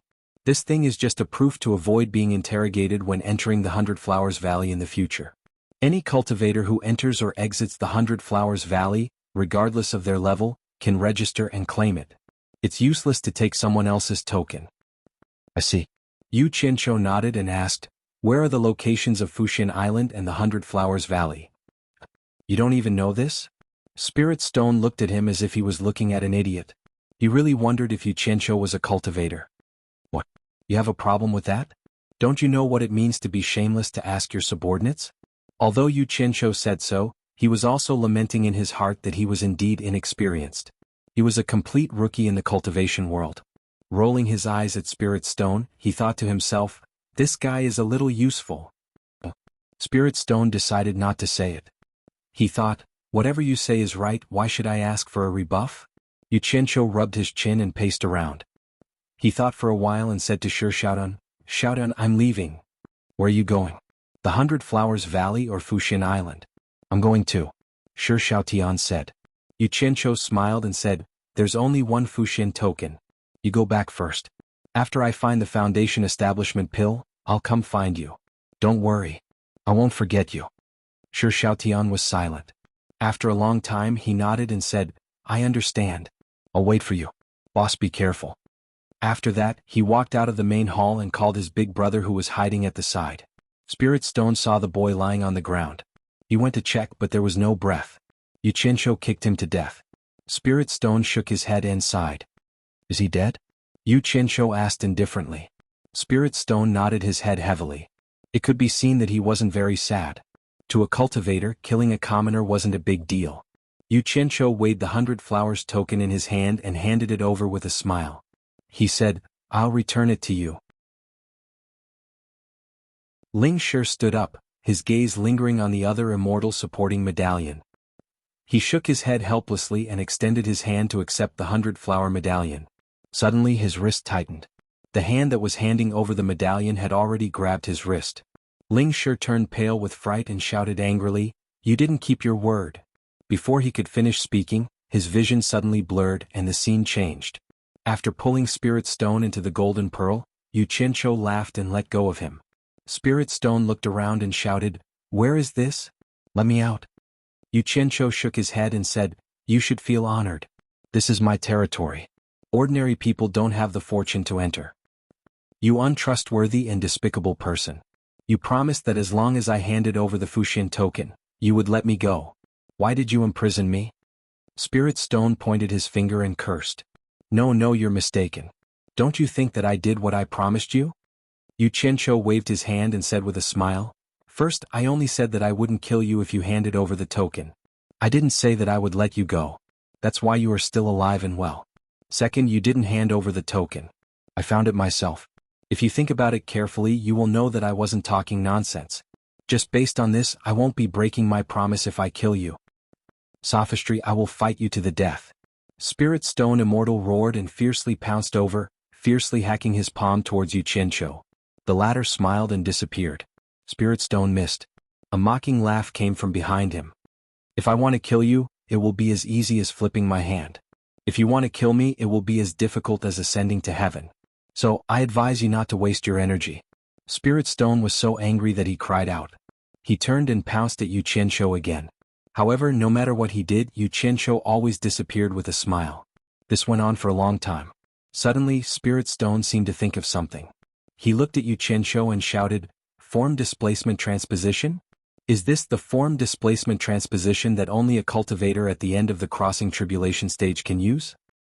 How is this possible? Could it be that you have been hiding your cultivation? No. This is impossible.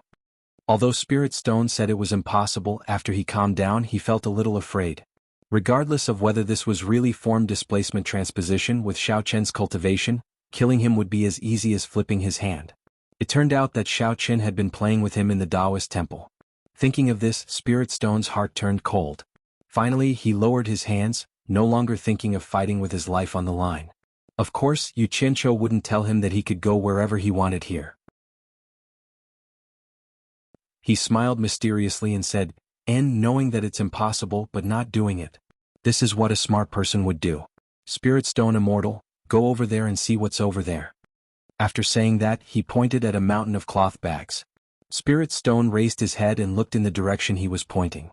He looked at Xiao Chen suspiciously. In the end, he walked to the foot of the mountain. Many of the cloth bags were open, revealing spirit stones. It was as if they were things that no one wanted and were casually thrown there. Could this mountain be made of spirit stones?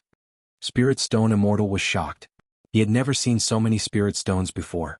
Yu Qianshou suddenly appeared beside him and said with a smile, That's right. These are all spirit stones. They're all mine. Now you should know which one of us is worthy of being called Spirit Stone Immortal. Spirit Stone Immortal was now completely convinced. He couldn't beat Xiao Chen in a fight, but Xiao Chen could use money to crush him. He couldn't help but reveal an embarrassed expression. He said embarrassedly, My name is Ji Wushuang. After I left supporting Immortal Island, I wandered into Spirit Stone Temple. That's why people respectfully called me Spirit Stone Immortal. There were some things that he didn't say. After he chased away the original owner of Spirit Stone Temple, he became Spirit Stone Immortal. Yu Qianshou kept staring at Spirit Stone Immortal's expression. He was very satisfied with the current effect. This was the effect he wanted when he brought Spirit Stone Immortal here. Yu Qianshou had no experience in the cultivation world, so he needed such a person to be his follower. As for Spirit Stone Immortal's trivial matters, he couldn't be bothered. Yu Qianshou frowned and said, "What's Spirit Stone Immortal? Chicken is peerless and duck is peerless. Sounds so bad. I'll change your name. I guarantee it will sound better than now." "Change my name?" Spirit Stone Immortal asked in astonishment. "What? You don't want to?" Yu Qianshou shouted in a deep voice. Spirit Stone Immortal shook his head silently. He didn't agree, but he also didn't say that he didn't agree. Anyone would feel uncomfortable changing their name again and again. Yu Qianshou stared at Spirit Stone Immortal's red face and 3 strands of long beard. He blushed and said, "From now on, you will be called Guan Yu." Guan Yu's courtesy name is Yun Chang. It means Guan as in gate, Yu as in feather, Yun as in white cloud, and Long as in long. What do you think of this name? Guan Yu courtesy name is Yun Chang. Spirit Stone Immortal couldn't figure out why he chose this name. He muttered a few times but couldn't find anything special about it. He was puzzled and asked, "Why did you choose this name?" Yu Qianshou chuckled and made a mighty pose of wielding the green dragon crescent blade. He said, "Don't you think this name is very mighty, very bold, and very weighty?" Spirit Stone Immortal shook his head and muttered, "I can't tell. Guan Yu, how weighty can a feather be? Looks like this guy isn't too satisfied."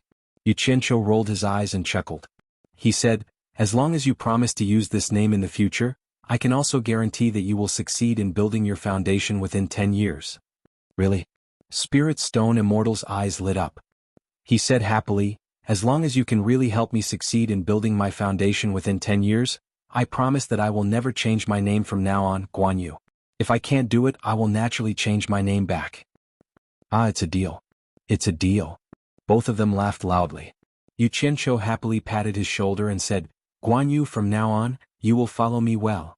I guarantee that you will eat and drink well every day. Sooner or later, you will cultivate to the tribulation passing stage."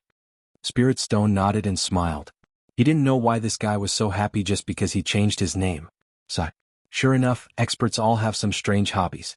Yu Qianshou was very pleased. In his previous life he had offered countless incense sticks to Second Master Guan and kowtowed countless times, but in the end he still died. Now he got Guan Yu as his follower. He believed that he would definitely be very impressive when he went out. "Oh, when we go out, I have to order a set of green robes and a green hat for him to wear. Then, I have to carry a long sword on my waist and hold the hilt of the sword in my hand while following behind me. This way I will look impressive, scary, and awesome when I go out."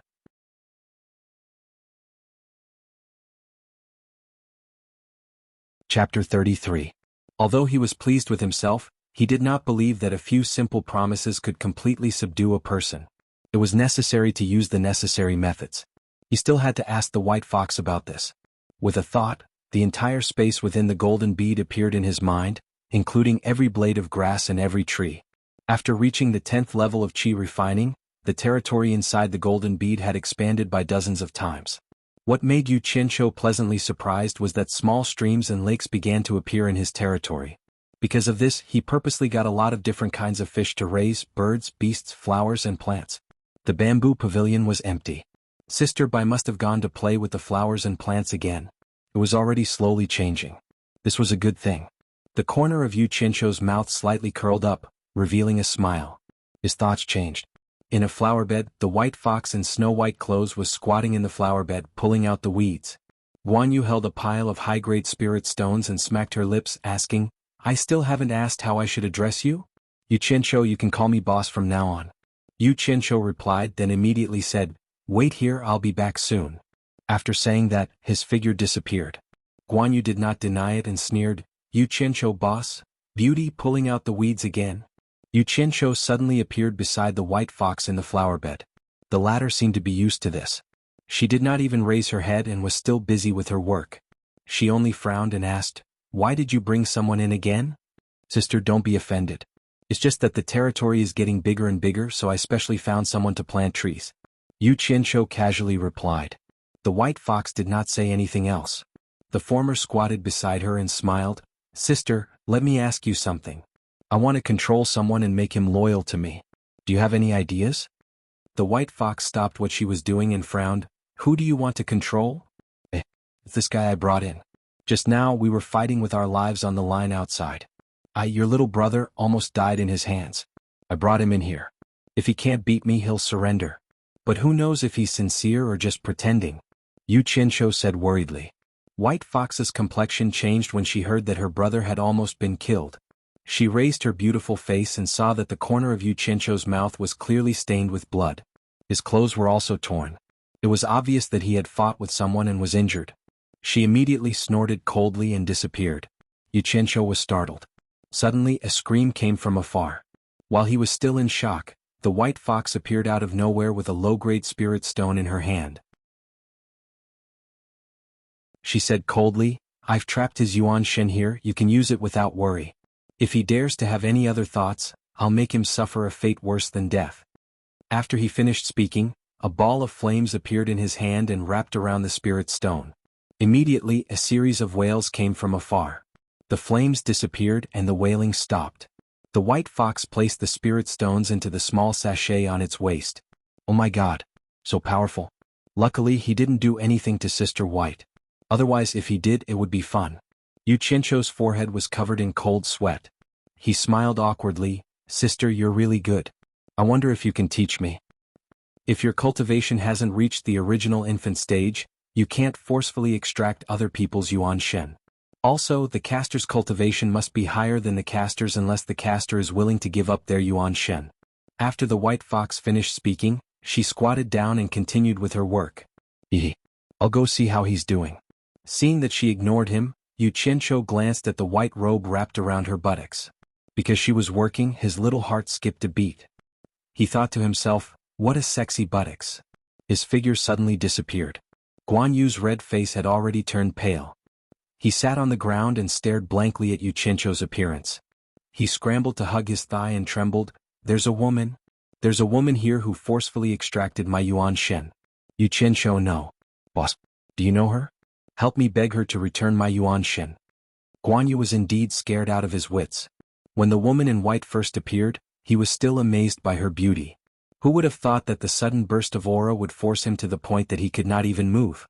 She placed one hand on his head and easily pulled out his natal primordial spirit. The pain was simply worse than death. He was very clear that if his Yuan Shen was controlled by someone, it meant that his life was in someone else's hands. If that person was unhappy, he wouldn't even be able to run. Yu Qianshou cried out in alarm, Your natal primordial spirit was also extracted? Guan Yu's trembling body stopped.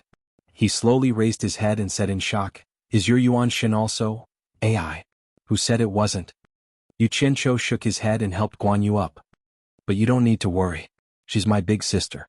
Since you're one of my people now, I can guarantee that you won't be in danger with your primordial spirit trapped in her hands. What? She's your sister. Guan Yu screamed and pushed him away. He shouted, She's your sister. Of course you don't have to worry. It must be you and your brother who conspired to kill me. I'll kill you. Guan Yu just waved his palm and took a step forward. The muscles on his face twisted and he fell to the ground with a bang.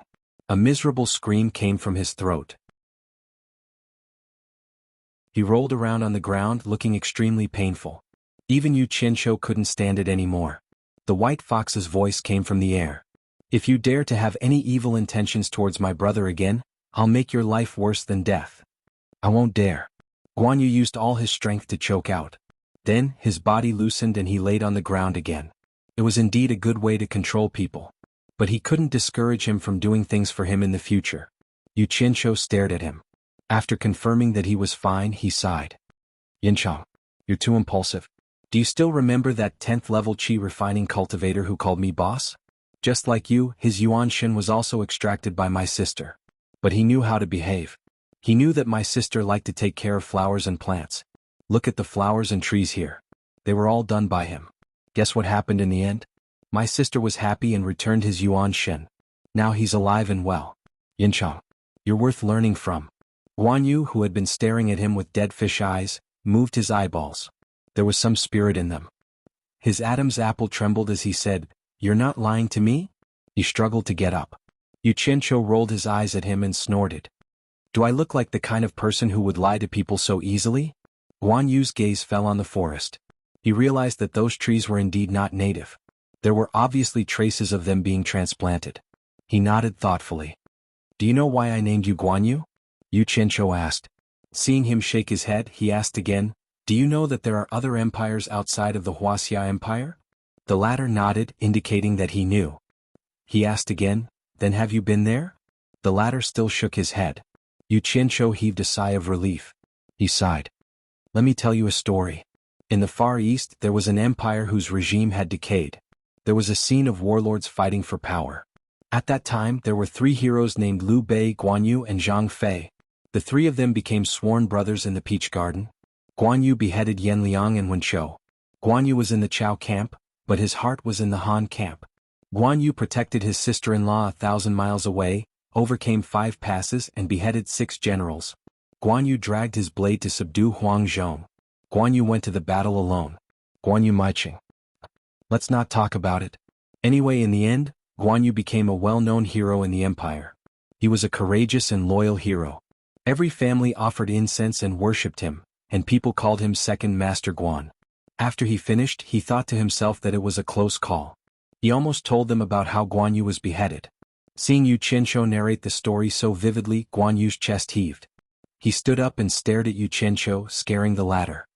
He said slowly, "You're not lying to me, are you? Is there really such a hero? What? Am I the kind of person who would lie to others? I swear to God, if I made up Guan Yu's story, I curse myself to be struck by lightning and die a horrible death." Yu Qianzhou patted his chest and swore. He thought to himself, I don't know if Guan Yu's story is true or not, but I definitely didn't make it up. Since there really is such a heroic person, it's not wrong for me to take his name, it's also fitting. From now on I'll be called Guan Yu, Guan Yunchang. After he finished, he stroked his long beard and made a signature gesture of the Guan family that Yu Qianzhou had mentioned. It was quite similar.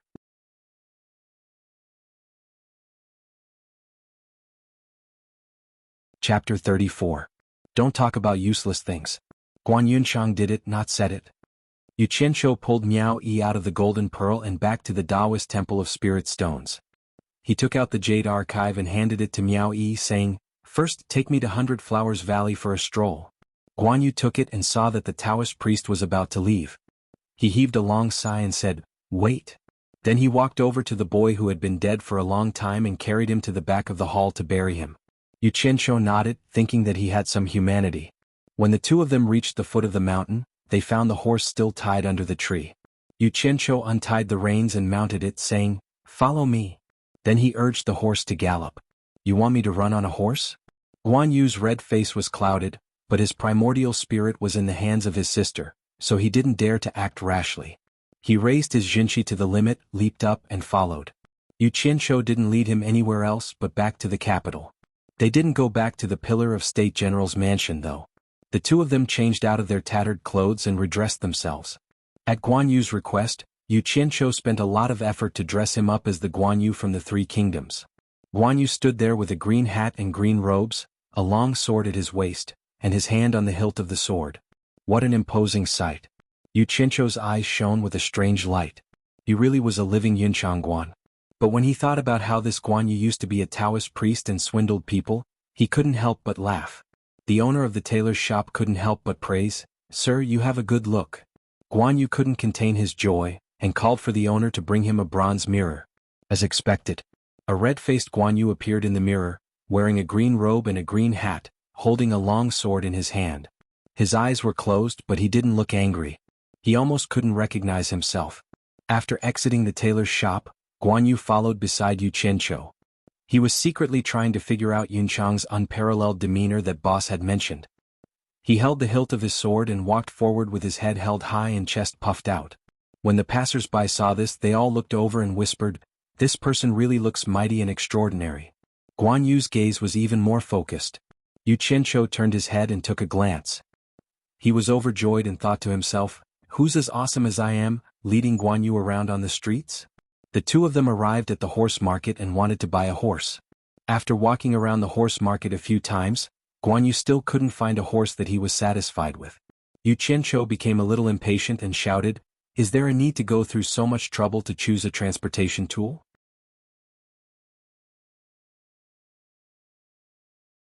Guan Yu stroked his long beard and said slowly, Didn't you say that Yunchang's horse is called Red Rabbit, and that it's a precious horse that can travel 1,000 miles in a day?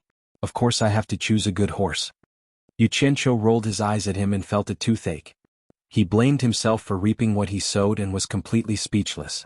In the end, they really couldn't find that so-called precious horse, so they could only choose a healthy one. Guan Yu sighed endlessly. The two of them got on the horse and went straight out of the city gate, leaving a trail of dust behind them.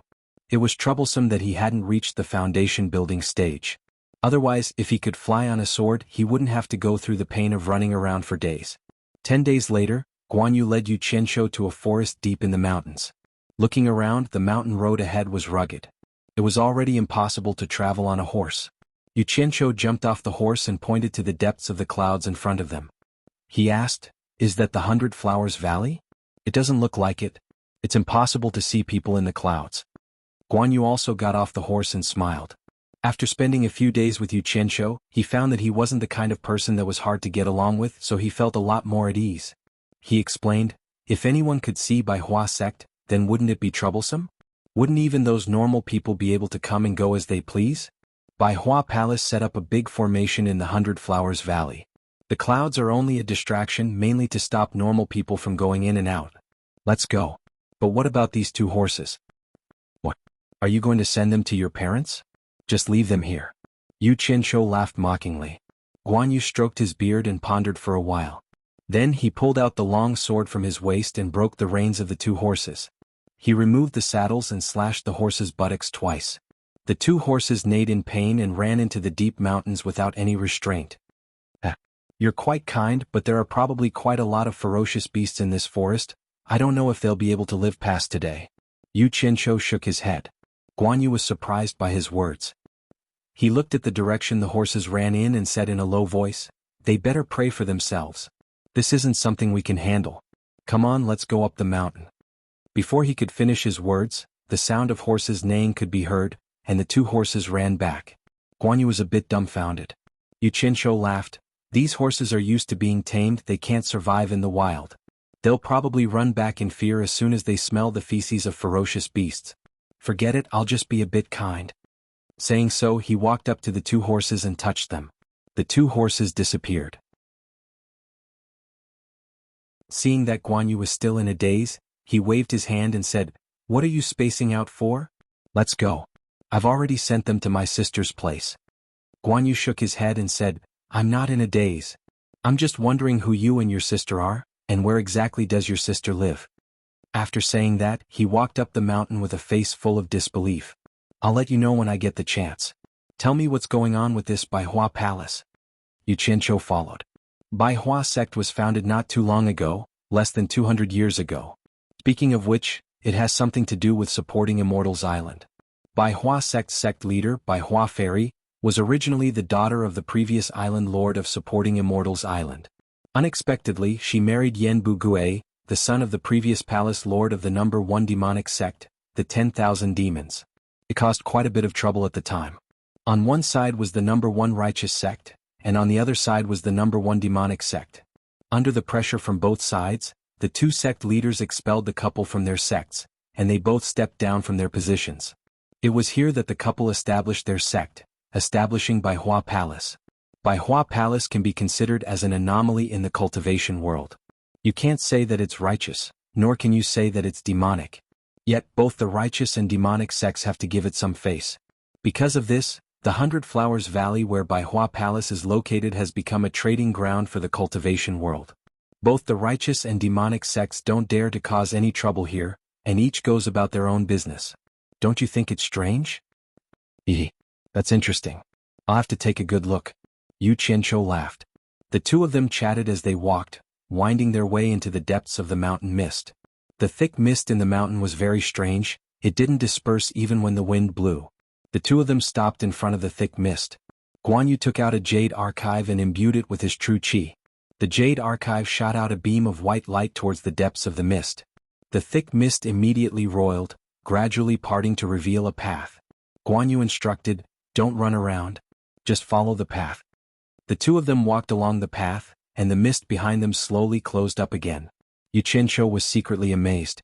Even the most advanced technology in his past life would have a hard time achieving this. right? Not long after, a city gate that wasn't too big appeared in front of them. Several cultivators armed with weapons stood guard at the gate. The cultivators glanced at the two of them, but didn't say anything. However, Guan Yu pulled Yu Qianzhou over and said, "Fellow Taoist, this is my friend's first time here. He needs 100 flowers entrance token." A cultivator sitting behind a table glanced at Yu Qianzhou, then flipped open the booklet on the table. He picked up a brush and asked, "Name? Which sect?" "Yu Qianzhou. I'm a loose cultivator with no sect or sect." Yu Qianzhou answered unhurriedly. Before coming here, Guan Yu had already informed him. Of course, he couldn't possibly say that he was Ong Kuangsung's disciple. 100 flowers entrance token, 1 mid-grade spirit stone, or 100 low-grade spirit stones, the cultivator said plainly. Yu Qianzhou nodded. He pretended to take out a mid-grade spirit stone from his robes and handed it over. Guan Yu's eyelid twitched when he saw this. Only then did he remember that the one thing this guy didn't lack was spirit stones. The cultivator took out a jade archive and let Yu Qianzhou imbue it with true qi. After that, the cultivator made a hand seal and shot a beam of white light at the jade archive. Once the jade archive was handed over to Yu Qianzhou, the matter was settled. "This registration is really simple," Yu Qianzhou muttered as he touched the jade archive in his hand. Guan Yu smiled. "It looks simple, but unless you personally hold the jade archive and imbue it with true qi, you won't be able to barge in." After passing through the city gate, Yu Qianzhou's eyes immediately lit up. He really didn't expect to find such a good place in the depths of the mountains. Shops and taverns stood in great numbers and hawkers could be seen everywhere. Cultivators dressed in all sorts of clothing came and went.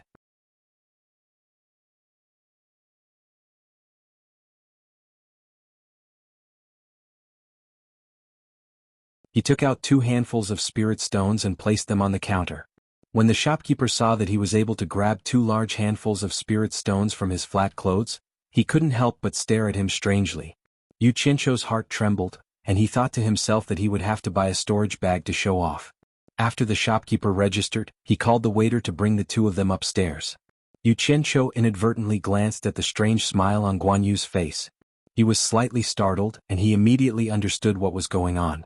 "I was wondering why he brought me to such an expensive place. So it turns out that he has a problem with me. Damn it. Do you want me to lose some money? This isn't a good sign and I have to put it out in time." The place that he spent a lot of money to stay in was indeed different. The items and furnishings in the room were really good. When he opened the window he saw the square. Looking at the bustling square, Yu Qianzhou was in a good mood. The haze of being schemed against by Guan Yu had also lightened a little. The market of the cultivation world. Let's see what good things they have. Yu Qianzhou muttered a few words and he slowly walked out of the inn. He walked in the market with his hands clasped behind his back, looking at the vendors around him. If one didn't know the situation, who would know that this was the cultivation world? Yu Qianzhou slowly walked from stall to stall, but he didn't find many things that he recognized. When he arrived in front of a stall, he discovered that it was very quiet, completely different from the bustling surroundings. Suddenly, he saw that the table was filled with all kinds of talismans. He couldn't help but stop and ask, "Fellow Taoist, what are these used for?" The stall owner hurriedly stood up, pointed at the talismans and introduced, "These are smoke talismans.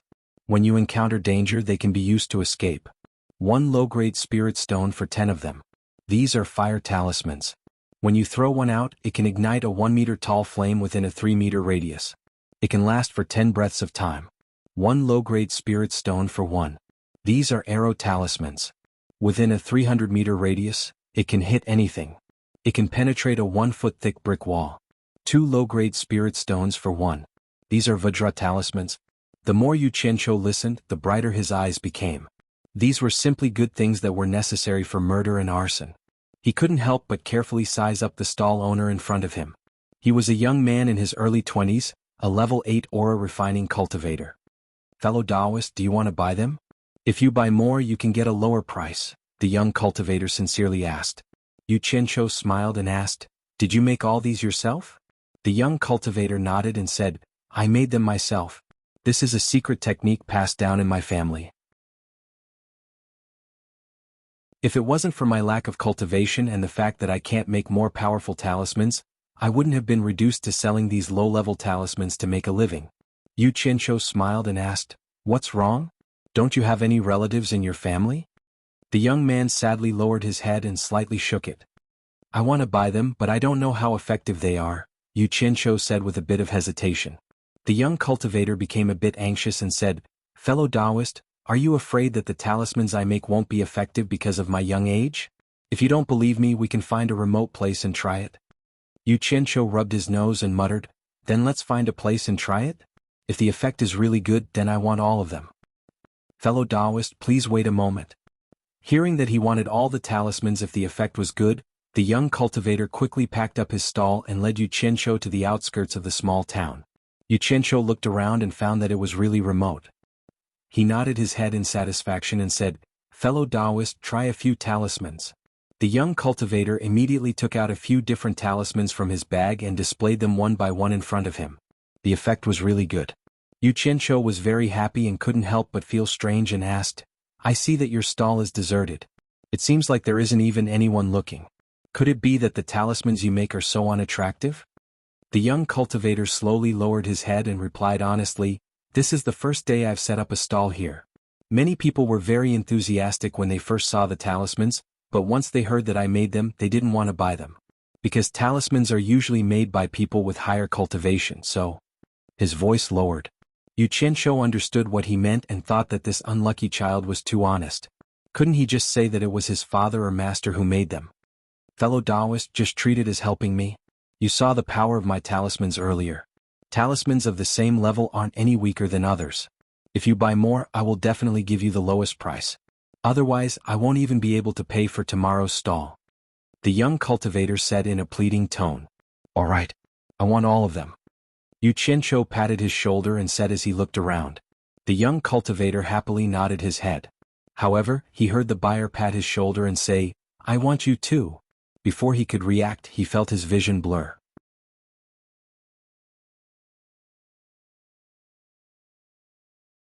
Chapter 36. Yu Qianshou looked around again, walked back with his hands behind his back and murmured, Young man, follow me from now on. I promise you'll eat and drink well every day. Someone in my previous life said it well. What's the most expensive thing in this century? Talent? Damn it. Only today did I realize I have the potential to be a talent scout. What a pity. He wandered back to the market, saw the young cultivator's empty stall, and couldn't help but smile. He continued to wander between the stalls. Fellow Taoist, where can I buy a storage bag? Yu Qianshou finally met a cultivator that he could confirm was of a lower level than him, and asked him. The cultivator smiled and said, Storage bags are relatively high-grade items, you can't buy them from the stalls. You'll have to go to the surrounding stalls to find them. Yu Qianshou looked around at the well-decorated stalls, and cupped his hands in thanks. Passing through the square, he looked at the stalls one by one, and found that the items here were clearly marked, but the prices were indeed not comparable to the stalls outside, and some were even scarily expensive. After walking through a few stalls, he didn't find any storage bags, and under the guidance of others he finally found a shop called Hidden Secrets Pavilion, and indeed found the storage bag he wanted to buy. The shopkeeper inside greeted enthusiastically, Fellow Taoist, what would you like to buy? Yu Qianshou looked around and said, I want to buy a storage bag. The shopkeeper laughed and said, Fellow Taoist, you've come to the right place. Our sex storage bags are famous in the cultivation world, they are durable, and one can be used for 100 or 200 years without a problem. How big do you want? Our store has storage bags that can hold up to 3 rooms. What's the price? Forget it, just give me the cheapest one. Yu Qianshou said he was just using it for show anyway, there was no need to waste money, no matter how rich he was, he wouldn't do what that prodigal did. The shopkeeper was slightly stunned. This was the first time he met someone who spoke so straightforwardly, and said with a slightly embarrassed smile, The cheapest one is naturally the one with a room, it's 1 high-grade spirit stone. 1 high-grade spirit stone? So expensive. Shopkeeper, you didn't lie to me, did you? Yu Qianshou exclaimed. The shopkeeper didn't know whether to laugh or cry.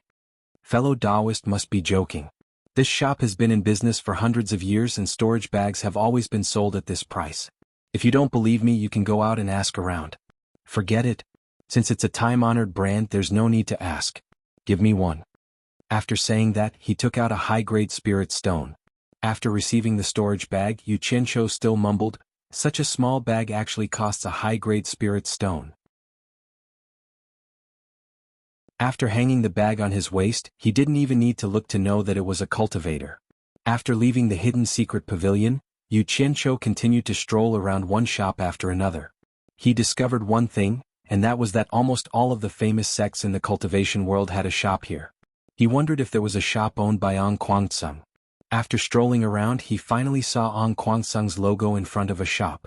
He didn't know what Ong Guangceng had for sale and what was on sale inside. He wanted to go in, but he was afraid of bumping into someone he knew. He shook his head, safety first. It was better not to go in. Junior Marshal's sister. Come here quickly. Our Ong Guangceng shop is here. Yu Qianqiu didn't walk far when he suddenly heard a familiar voice and he turned to look. The world was really small, there would be no meeting without enmity. It was really an old acquaintance, the direct grandson of Ong Guangceng's sect leader Lu Jingguang. He didn't know who that Junior Marshal's sister was, but he felt that her back was somewhat familiar. After thinking for a while, he resisted the urge to go over and mock Lu Jingguang. Although this was 100 Flower Palace's territory, and no one dared to fight, he couldn't beat him. Running over to show off his tongue wasn't something a hero would do. After thinking about it, it would be better to wait until he had the strength to beat someone up in the future. The mountains didn't change and the rivers flowed, there would always be a time when he met him and took care of him. After strolling around the stalls for a while, he bought a bunch of things that he didn't know if they were useful or not. In any case, after buying things that he was interested in, the sky gradually darkened, and he slowly walked back to 100 Flower House. When he walked to Guan Yu's room, he found that Guan Yu was still sleeping soundly on the bed. He couldn't help but sigh. This was the sorrow of refining Qi level 10. If you couldn't break through to the foundation building stage, then what was the point of cultivating? It was no different from eating and waiting for death. Yunchang, wake up. This boss will take you to eat and drink. Yu Qianqiu used his foot to wake Guan Yu up. The two went downstairs of 100 Flower House and ordered a bunch of food. Looking at the table full of food, Yu Qianqiu ordered whatever was good. He might be stingy with other things, but he would never treat himself unfairly when it came to food. Drinking big bowls of wine and eating big pieces of meat, it felt so good. The stalls outside were lit up, and even the stalls in the square had become a night market. The two ate and drank, enjoying the scenery outside. Junior Marshal's sister, come quickly. This is the best inn in the 100 Flowers Valley 100 Flower House. Manager, give me 2 of the best rooms. He heard that familiar voice again. Yu Qianqiu turned his head to look. It was really a small world for enemies. It was that guy Lu Jingguang again, leaning on the counter to pick a room. Forget it, I'll just pretend I didn't see it. Just as Yu Qianqiu was about to look away, a young girl walked in the door and he couldn't look away. It was none other than the woman he was most familiar with in Ong Guangceng, Chu Ping'er. As Chu Ping'er looked around and sized up 100 Flower House, she also saw that familiar face near the window. Chu Ping'er couldn't believe it. She thought to herself, am I seeing things? Isn't he dead? The two just looked at each other. Yu Qianqiu pouted and gestured at Lu Jingguang. He put a finger in front of his mouth and made a shushing gesture. Chu Ping'er's face immediately lit up, and her eyes showed unconcealable excitement. The other party's actions undoubtedly proved his identity. She looked at Lu Jingguang and knew what he was referring to. She nodded slightly. The two booked a room and were brought upstairs by the staff. On the way upstairs, Chu Ping'er couldn't help but look at him again. Yu Qianqiu smiled and pointed at himself, then upstairs, telling her that he was also staying upstairs. Chu Ping'er walked up with light steps. Seeing that Lu Jingguang had also gone upstairs, Yu Qianqiu felt a chill run down his spine. He actually dared to get a room with his chick. He must be tired of living. Then he remembered that Lu Jingguang had booked 2 rooms and he felt a little better. However, he still couldn't swallow his anger. Guan Yu used his chopsticks to knock on Yu Qianqiu's chopsticks. He smiled and said, Boss, she's already upstairs. Are you still in a daze? What? Have you fallen for her? Yu Qianqiu rolled his eyes at him. At this time, a guest at the table next to them turned around and said, Young man, you have to look carefully. That's Ong Guangceng's man. Ong Guangceng is now a big deal. You can't just mess with him. Yu Qianqiu turned his head to look at the guest behind him, then glanced at the simple dishes on the table. He smiled and said, If you don't mind, please come over and have a drink with me. I have something to ask. The person was a slightly sloppy old man. He laughed and said, Then I won't stand on ceremony. He stood up. Yu Qianqiu smiled and stretched out his hand. Please? The old man came over and sat down. Yu Qianqiu poured him a glass of wine and toasted him together with Guan Yu. After the old man ate a few mouthfuls of food, Yu Qianqiu said respectfully, I heard from you that Ong Kwangtsung is now a big deal. I'm ignorant, so I hope you can enlighten me.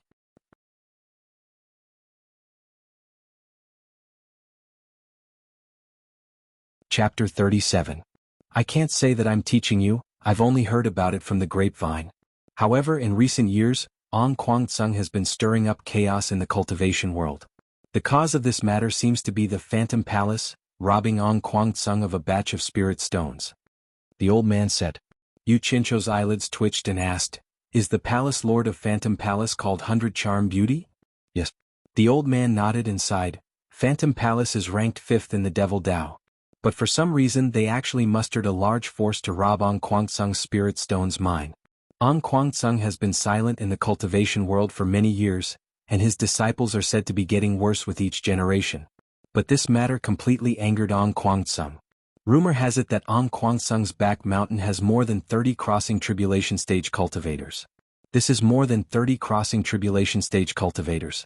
Looking at the entire righteous and devil Dao, how many sects can take out such a number? These people brought nearly 100 nascent soul stage elders to attack the Demon Illusion Palace. In just half a day, the Demon Illusion Palace, which is ranked 5th in the Devil Path, was removed from the list. The palace master and several elders were severely wounded and disappeared. So powerful? Guan Yu said in shock. Yu Qianqiu didn't have much of an idea of the so-called strength of the various sects in the cultivation world, but he didn't expect that the righteous Dao, which is ranked 6th, would attack the devil Dao, which is ranked 5th in less than half a day. After staying in Ong Kwangtsung for so long, he only knew that Ong Kwangtsung was ranked 6th. As for how strong the 6th was, he was completely clueless. However, the Phantom Palace was also quite unlucky. They wanted to rob spirit stones, but they didn't manage to do so. All the spirit stones went into other people's pockets. In the end, they brought disaster upon themselves. It was just a pity that the beautiful palace mistress was gone. He wondered how she was doing now. Yu Qianqiu smiled sheepishly at the thought of the huge pile of spirit stones in his hands, and the food and drinks in front of him were all exchanged with those spirit stones. This Ong Kwangtsung is really amazing. Not only the Phantom Palace, but also some of the small devil sects that have offended Ong Kwangtsung in recent years have all been eradicated. Ong Kwangtsung's series of actions were truly amazing. The balance of power in the entire cultivation world has been completely broken. I'm afraid that this rare peace in the cultivation world will set off another storm. The old man shook his head. He ate a mouthful of food and drank a glass of wine. He glanced at Yu Qianqiu and teased, That's why I told you not to provoke Ong Kwangtsung.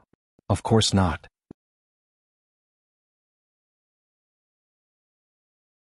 I just took a second glance at him because he's so pretty. Yu Qianqiu replied awkwardly.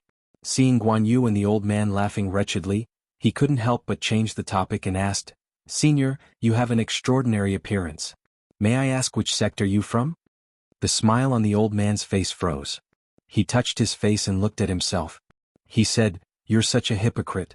This is the first time I've heard someone say that I have an extraordinary appearance. Yu Qianqiu quickly said, I'm talking about inner qualities, inner qualities. Guan Yu laughed quietly at the side. It seems that this old man is ignorant and inexperienced. It turns out that you can use extraordinary appearance to describe inner qualities. Forget it. I won't argue with you because of the good wine and dishes. This old man is 10,000 demons Chiu Wuyuan. The old man said indifferently. Guan Yu was shocked and said, You're from the number 1 devil sect, 10,000 demons? What? This old man is from 10,000 demons. What's wrong with that? Chiu Wuyuan said as he glanced at Yu Qianqiu. He felt strange. He had noticed that this young man in front of him was a cultivator, but he couldn't see through his cultivation. This was really strange. Could it be that this young man's cultivation was higher than his? Yu Qianqiu didn't know what Chiu Wuyuan was thinking. He didn't mind which sect 10,000 demons belonged to. To him, the so-called devil sect was similar to the mafia. He cupped his hands and said, So it's Senior Chiu. I've heard a lot about you. I've heard a lot about you. Chiu Wuyuan's face twitched and said, What are you talking about? Have you heard of this old man's name? This old man is so stubborn. He knows that I'm just being polite, but he doesn't give me any face. Yu Qianqiu smiled and said, Let's not talk about it. Let's drink and eat. After eating and drinking, the two of them politely sent Chiu Wuyuan out of 100 Flowers' house. After that, Yu Qianqiu wanted to go upstairs to meet his goddess sister. However, he was stopped by Guan Yu and wanted to go to the night market. He didn't have the mood to do that, but it was still early. Lu Jingguang might still be with Chu Ping'er, so he listened to Guan Yu and the two of them strolled around with full stomachs. Guan Yu suddenly saw the pouch on Yu Qianqiu's waist. His eyes lit up and he said, "I've never used a storage pouch. I want one too." "Go buy one then. I'll just walk around here. Come back and find me." Yu Qianqiu nodded. Guan Yu stretched out his hand and said, "Give it to me." "Give what?" "Spiritual stones to buy a storage pouch." "Damn. You live and eat from me. Don't you think it's too much to ask for pocket money from me? Didn't you say you'll be my boss and let me follow you? Also, the spiritual stones I have are not enough to buy a storage pouch. You're not so stingy as a boss, right?" "You have so many." Yu Qianqiu quickly interrupted, "All right, stop yelling. I'll give it to you." He pretended to take out a high-grade spiritual stone from his storage pouch. Guan Yu took the spiritual stone and shook his head. "It's not enough. Give me more. The 100 Flowers Valley has a lot of exotic flowers and plants. I want to buy some seeds for your sister." "Buy a gift for my sister? Don't tell me you like my sister? I advise you to give up on this idea. If she's not happy, you'll be in trouble." Yu Qianqiu said suspiciously. "Don't let your imagination run wild. Didn't you say your sister likes flowers and plants? Do you want me to learn from her?" Guan Yu said. Yu Qianqiu was stunned. He remembered that he did say that to him. It turned out that he was reaping what he sowed. He took out a handful of spiritual stones with a pained expression and gritted his teeth. "You really don't know the cost of daily necessities. Go back after you're done. I'm not going to shop anymore." He turned around and left. His good mood was ruined by Guan Yu. "Which room is Chu Ping'er staying in?" Yu Qianqiu paced back and forth in the hallway of the upper room of 100 Flowers Valley. He just asked the shopkeeper downstairs, but the shopkeeper told him with a smile that he couldn't tell him. Just looking at Chu Ping'er made people think of her beautiful figure. It really made people anxious. Without a choice, Yu Qianqiu looked around to make sure there was no one around. He tiptoed and pressed his face against the door to eavesdrop one by one. After 7 or 8 rooms, he heard Lu Jingguang's fawning voice in front of one of the rooms. Seeing that the room was right next to his, he couldn't help but press his ear against it to hear what he was saying.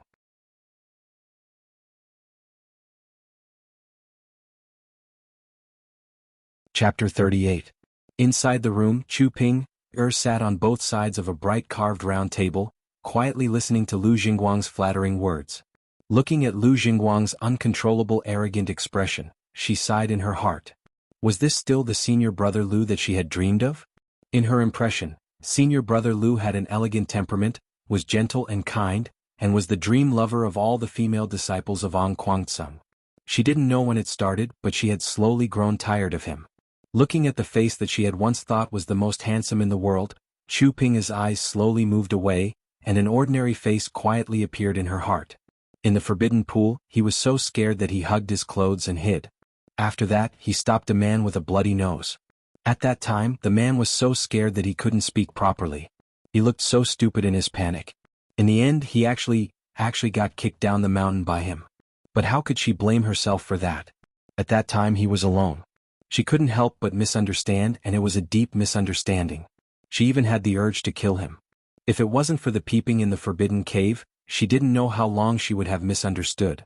Elder Hao's death, that silent cry, and the blood he spat out, all showed his true feelings. Just think about it, how could such a person do such a dirty thing? Facing the sect leader without fear, facing him bluntly, how many disciples of Ong Kwangtsung could do that? Facing the scolding of trash, how many people could do that? If it wasn't for senior brother Lu's palm, Ong Kwangtsung probably wouldn't know that he was the kind of person who was willing to live in obscurity. Facing the song that was sung all over the world, he clearly knew that he was the one who composed it, but he didn't seek fame or profit, turning a deaf ear to it. If I didn't expose it in front of you, would you continue to hide it like this? When I saw your helpless and miserable smile in the spirit stone mine, do you know how much my heart hurt? When I heard that you were killed by the demonic path in the spirit stone mine, do you know how many times I cried for you in the middle of the night? Do you know how happy I am to see you appear in front of me silently again today? He actually lived here as well. Could this be the so-called fate? Recalling Yu Qianqiu's sign language, Chu Ping'er smiled. As for what Lu Jingguang was saying, it could be said that he wasn't listening at all. Yu Qianqiu and Lu Jingguang, who were eavesdropping outside the door, naturally did not know what she was thinking. If Yu Qianqiu found out about it, the consequences would be unimaginable. Lu Jingguang also noticed that his junior sister was a little distracted. He was slightly stunned and stopped talking. But Chu Ping'er was still in a trance. Lu Jingguang's face showed a hint of anger. As the direct grandson of the Azure Light sect's sect leader, his status could be said to be extraordinary. Which of the female disciples in the sect did not secretly have a crush on him? The woman in front of him was also the same. He knew all of this, but he had a long-term ambition, wholeheartedly devoting himself to cultivation. When he was successful and famous, these female disciples would be at his mercy. Not so long ago, Chu Ping'er actually distanced herself from him. The way she looked at him also lost that strange look. Finally, she attracted his attention. Compared to the other female disciples, she was the most outstanding one. The most outstanding female disciple actually lost interest in him. This was undoubtedly a provocation to him, who was used to being high and mighty. How could he bear it? Therefore he took the initiative to approach Chu Ping'er. But the result of his pursuit was that he seemed to be getting further and further away. Thinking of this, Lu Jingguang's facial muscles twitched. He took a deep breath and adjusted his emotions. He picked up the teacup on the table and touched it lightly. The sound of the teacup woke up Chu Ping'er from her trance. Lu Jingguang smiled and said gently, "Junior sister, the whole of An Kuangceng knows my feelings for you. Don't tell me you don't know?" Chu Ping'er hesitated for a moment and nodded lightly. This time she followed Lu Jingguang out to play alone under the persuasion of Grandmaster Lu Wanqian. Before she came, Grandmaster had already made it clear that he hoped that she and Lu Jingguang could become cultivation partners. Due to the pressure from Grandmaster, she was already prepared to yield. What else could she do if she didn't yield? In An Kuangceng, there were some things that a lowly disciple like her could not decide. But she never expected to meet Senior Uncle Yu, who should have been dead a long time ago here. "Bastard, you really want to woo my girl. How could you say such a disgusting confession? I'm so angry. My dear fairy sister, for the sake of the next generation of the cultivation world, you must hold your ground." Outside the door, Yu Qianqiu listened to her and cursed under his breath. Seeing that Chu Ping'er was unmoved, Lu Jingguang frowned and took out a long jade archive. He said, "Junior sister, take a look at this." Chu Ping'er reached out and took it. Turning it over and over, she said doubtfully, "It looks very ordinary. It's neither too long nor too short. I can't tell what's so special about it." Outside the door, Yu Qianqiu's expression changed. If it weren't for the fact that he couldn't defeat Lu Jingguang, he would have kicked the door open to see what the adulterous couple was up to. He thought to himself, "Lu Jingguang, don't tell me you've even taken out the tool to carry on the family line. How F*** King Shameless." What he heard next made him heave a sigh of relief. "Junior sister. This jade archive is no ordinary item. I've heard that 3,000 years ago, there was a pill grandmaster in the cultivation world, right? This is the pill formula that countless generations of the pill grandmaster have painstakingly compiled," Lu Jingguang said. "Pill formula?" Chu Ping'er stared at the jade archive in her hand and exclaimed, "Is this the pill grandmaster who used to be the #1 sect of the righteous path for countless years? Wasn't it said that they were destroyed by the combined forces of the devil path 3,000 years ago? How could something that belonged to them fall into your hands?" It was no wonder that Chu Ping'er was so shocked. Pill formulas were the most precious things in the cultivation world. A good pill formula was enough to set off a bloodbath in the cultivation world.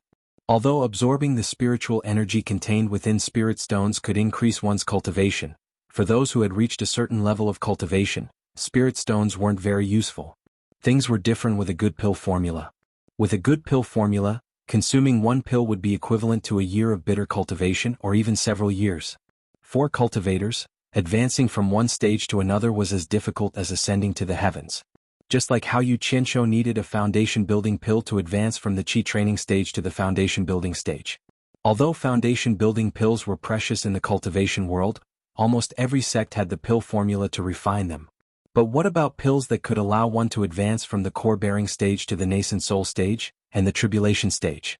Although every sect had their own secret recipes and treasured them like treasures, the effects of consuming them depended on one's luck. It seemed that only a small portion of people were lucky. From this, it could be seen how precious a good pill formula was in the cultivation world. It was definitely not inferior to a good transcendent artifact. The pill grandmaster was one of the cultivation sects that excelled in this field. It was rumored that once their disciples reached a certain level of cultivation, they would have a 30% chance of breaking through after consuming the pill. Do not underestimate this 30%. If An Kwang Tsung had 100 original infant stage cultivators, and 30% of them broke through to the tribulation stage, what would that mean? That would be an additional 30 tribulation stage cultivators. This kind of probability was something that none of the sects dared to think about.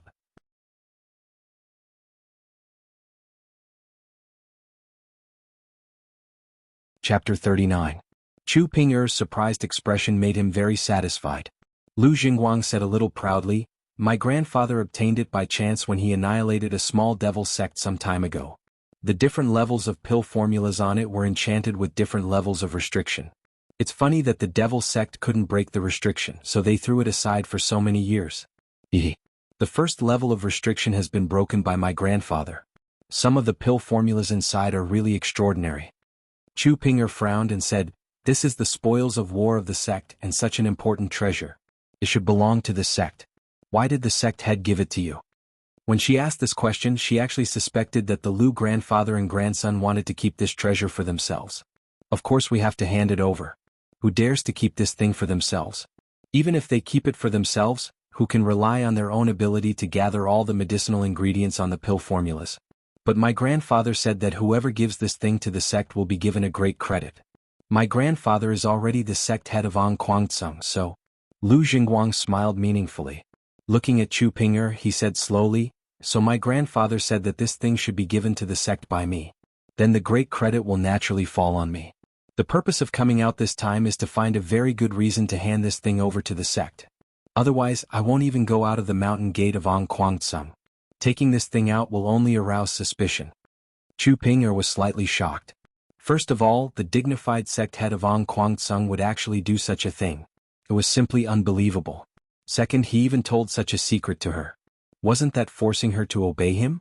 Yu Qianshou, who was outside the door, pricked up his ears. Something that could make the Lu grandfather and grandson spend so much effort on it was definitely not an ordinary treasure. He didn't expect this secret to be accidentally heard by him. Yu Qianshou didn't even dare to breathe loudly as he looked at the two ends of the corridor. Seeing that it was still quiet, he put his ear to it again. In fact, if it weren't for the inexplicable special effect of the golden bead, how could he eavesdrop on Lu Jingguang's conversation with his cultivation? He would have been discovered long ago. However, although this merit is great, I am not willing to enjoy it alone.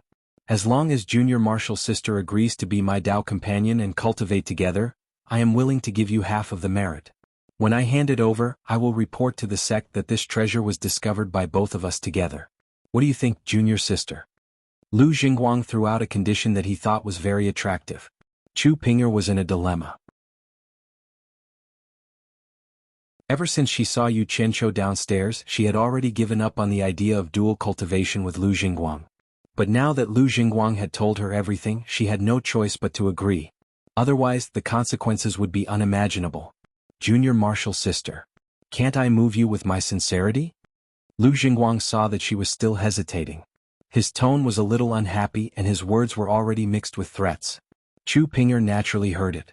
She bit her lips and said with a smile, "Senior Marshall brother, such a great merit suddenly appeared and fell on me. My mind is a little confused. Can you let me have some peace and quiet? I will definitely give Senior Marshall brother an answer tomorrow." "Okay. Then I won't disturb Junior Marshall sister's rest." Lu Jingguang stood up and replied readily. Chu Ping'er stood up and said, "Senior Marshall brother, take care." Lu Jingguang nodded. His eyes swept over the latter's beautiful face and full chest, and then glanced at the gums in the room. In his mind, he could already imagine Junior Marshall's sister moaning under him tomorrow. He didn't think that Junior Marshall's sister could refuse the temptation he threw out. He walked out with a smile on his face. As soon as Lu Jingguang returned to his room and closed the door next to Chu Ping'er's quietly opened. Chu Ping'er sighed. Just as she was about to close the door, Yu Qianshou stood in front of her with a smile. Chu Ping'er's eyes lit up. Before she could react, Yu Qianshou had already squeezed in. In the process, he smelled a faint fragrance. He couldn't help but take a deep breath. Based on his experience from his previous life, Chu Ping'er was still a virgin. "Marshall Uncle Yu." Chu Ping'er closed the door and locked it. She held back her surprise and greeted. Yu Qianshou waved his hand and said with a smile, No need to be so polite. We haven't seen each other for a long time. After saying that, he sat down. Ever since we parted ways at the Spirit Stone Mine in Ongkwangtsung, it's been a year since I last saw you, Martial Uncle. Chu Pinger said faintly and sat opposite him. Aha, we will naturally meet again if we are fated. Look, aren't we meeting each other now? Yu Qianqiu laughed heartily. I heard that Martial Uncle was killed by the Devil Dao in the Spirit Stone Mine. The whole of Ongkwangtsung thought that you were really dead. I didn't expect to meet Martial Uncle here. That's right. Since Martial Uncle is fine, why didn't you return to Ongkwangtsung? Since Chu Pinger had doubts in her heart, she naturally had to ask. As she spoke, she got a clean cup, poured some tea and placed it on the opposite side. Fortunately, I am lucky. Otherwise, I wouldn't have been able to see you again. Shaking his head and sighing, Yu Qianqiu drank the tea in one gulp. He said, Answer Ongkwangtsung? If I had really returned to Ongkwangtsung, I'm afraid that not even my bones could be found. Do you think the sect master in Wu Baru would let me go? Rather than losing my life, I would rather live a carefree life as a loose cultivator. Chu Pinger thought that what he said was true. If she had stayed in Ongkwangtsung, she was afraid that she would not have had a good ending. After pouring another cup of tea for him, she slowly asked, Martial Uncle, how have you been wandering outside for more than a year? So I can be considered to be doing okay. Chu Pinger looked at Yu Qianqiu. She didn't quite believe it.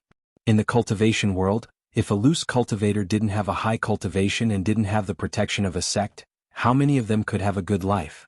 He was still the same. He would bear all the pain alone. She just didn't know when she would be able to see him again after this. Thinking of this, she couldn't help but ask, Martial Uncle, are you really not going to return to Ongkwangtsung? I'm not going back, Yu Qianqiu suddenly asked, You won't tell Ongkwangtsung that I'm still alive, will you? Chu Pinger was stunned. She felt as if her heart had been pierced by a needle. She then bit her lips and said slowly after a long time, Is Chu Pinger so untrustworthy in Martial Uncle's eyes? Damn. This girl was stimulated. That's not right.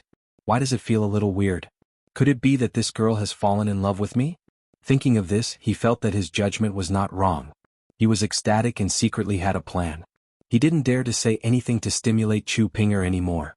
He quickly changed the topic and said, Since I've left Ongkwangtsung, you don't need to call me Martial Uncle anymore. Call me by my name from now on. Let's be friends. By the way, can I call you Pinger from now on?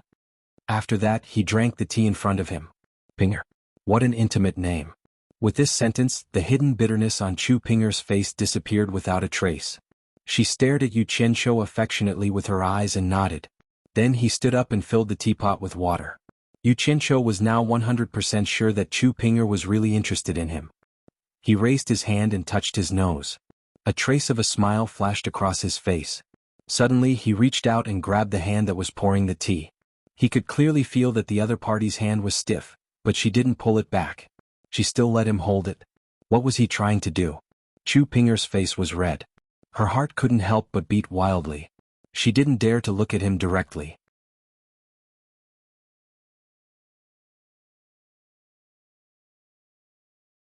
Chapter 40. Jijie. Her little hands were so soft and smooth. Yu Qianqiu was very pleased with himself. He put down the teapot from her hands and said gently, Pinger, don't move. There's something in your hair. Let me help you remove it. As he spoke, he stood up and slowly pulled Chu Pinger over. As Yu Qianqiu's hand reached out to her hair, a strand of grass appeared in her hair as if by magic. Yu Qianqiu gently plucked it and placed it in front of her eyes. He immediately let go of her hand. So there really was something in my hair. I thought. Chu Pinger was secretly ashamed of herself for thinking in the wrong direction. Her face was so red that it couldn't get any redder. Who would have thought that Yu Qianqiu would slightly bend down and put his mouth next to her ear and softly say, Pinger, why is your body so fragrant? Chu Pinger's body trembled. Her delicate ear was disturbed by the hot breath coming from the man in front of her. She immediately felt unbearable. Especially when she smelled the man's body odor at such a close distance. Her body felt a little weak. She wanted to step back, but her legs seemed to have no strength at all. She couldn't move at all. Her heart was beating so hard that even she could hear it. Pinger, you smell so good. I want to hug you. Can I? Yu Qianqiu whispered softly in her ear. His lips were almost touching her bright red earlobe. Yu Qianqiu's words were like a devil's whisper. Chu Ping unexpectedly responded with an N. The first to strike has the upper hand. The last to strike will suffer. Little sister, big brother is coming. This thought flashed through Yu Qianzhou's mind. He was very proud of himself. The fairy sister that he had coveted for a long time was about to fall into his hands. This happiness came too suddenly and too unexpectedly. Even he didn't think it would happen. The hot breath from his mouth incessantly stimulated the other party's ears. His hands gently passed through the slender waist that was wrapped in silk and slowly hugged it. He slowly pulled it over and gradually hugged that curvy and fragrant body. When the two bodies were glued together, Chu Pinger's eyes blurred as she let out a moan. How bouncy. Yu Qianzhou was stimulated. His mouth and hands started to get naughty. Chu Pinger's body also twisted uneasily and hugged him. Feeling that Chu Pinger was slowly responding, Yu Qianzhou also became aroused. He murmured, Pinger, I want you. He didn't know how to control his hands anymore. Ah. Chu Pinger couldn't help but cry out in pain. He immediately woke up and pushed Yu Qianzhou's chest with both hands. He panted and said, Qianzhou, we can't do this. We can't do this. No, I want you right now. Yu Qianzhou said and wanted to stick to her again. Chu Pinger used all her strength to resist and almost begged, Qianzhou, I beg you, we really can't do it here. Senior Marshal brother Lu Jingguang also lives here. Hearing Lu Jingguang's name, Yu Qianzhou's head that was clouded by lust also woke up. Now was indeed not the time. Let's not talk about whether Chu Pinger would agree or not. He had already made up his mind to steal Lu Jingguang's treasure. He couldn't delay this matter. Thinking of this, he could only let go of Chu Pinger helplessly. Chu Pinger gently leaned on Yu Qianzhou's body. Her face was still red, as if she was happy that Qianzhou could listen to her. She listened to his strong heartbeat and said slowly, Qianzhou, don't worry. Pinger's body will only belong to you in this lifetime. Next time. Pinger will definitely give it to you next time.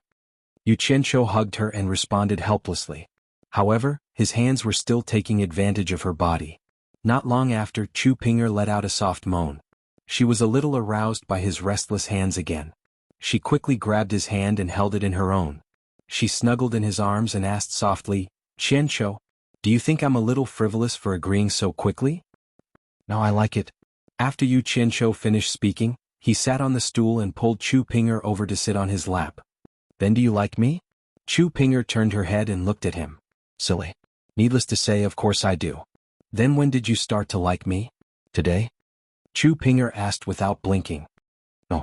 Since the first day I came to this world, I like you. I often dream of you. Chu Pinger clenched her fist and hit him. She said coquettishly, You're so annoying. I'm happy that you lied to me. I want to hear the truth. You really want to hear it? Yes. Yu Qianzhou saw that she didn't believe him even if he told the truth. He could only say half the truth. AI. Then I'll tell you the truth. Ever since I saw you naked in the forbidden pool of Ong Kwangtsung, I started to like you. What? Chu Pinger exclaimed. Her half-lying body suddenly sat up.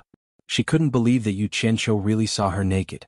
Anger gradually appeared on her face. She was cheated. Her chest rose and fell violently due to her rapid breathing. I love you. Yu Qianzhou said softly. Whether it was the previous life or this life, these words were very lethal. Chu Pinger immediately fell into his arms. He smiled and said, Pinger, why are you so excited? I didn't mean to see it. I originally wanted to go to the stone cave in the forbidden area. Who knew that there would be a beautiful blue light sect female disciple who took off her clothes? Ah, this must be heaven's will for us to be together. You're still talking. Chu Pinger bashfully punched him again. He had seen all the parts of her body that he shouldn't have seen. He had touched all the parts that he shouldn't have touched. There was only one last step left. What else could she do now? This was fate. It's not like you'll lose a piece of meat just by looking. Yu Qianzhou laughed. Chu Pinger immediately punched him 12 times. Yu Qianzhou laughed and grabbed her hand. He said, All right, Pinger, don't mess around. I have something serious to ask you. Seeing that she finally became obedient, he asked again, Pinger, why did you follow Lu Jingguang to the 100 Flowers Valley this time? Chu Pinger pondered for a while and immediately told him everything that had happened, including the fact that Lu Jingguang had the prescription. Yu Qianzhou listened carefully. When he heard that Chu Pinger clearly told him the content of the conversation between her and Lu Jingguang in the room, he compared it with what he had overheard outside. he found that there was nothing to hide. He immediately smiled with relief. You're tuning in to the Han Lee's Wuxia Adventures YouTube channel. We're so grateful for your support, and don't forget to subscribe to join us on this incredible journey through captivating stories. Your generosity through donations truly makes a world of difference, as it's the primary source of revenue that allows me to expand and enhance this channel for you. Thank you from the bottom of my heart for being a part of this adventure.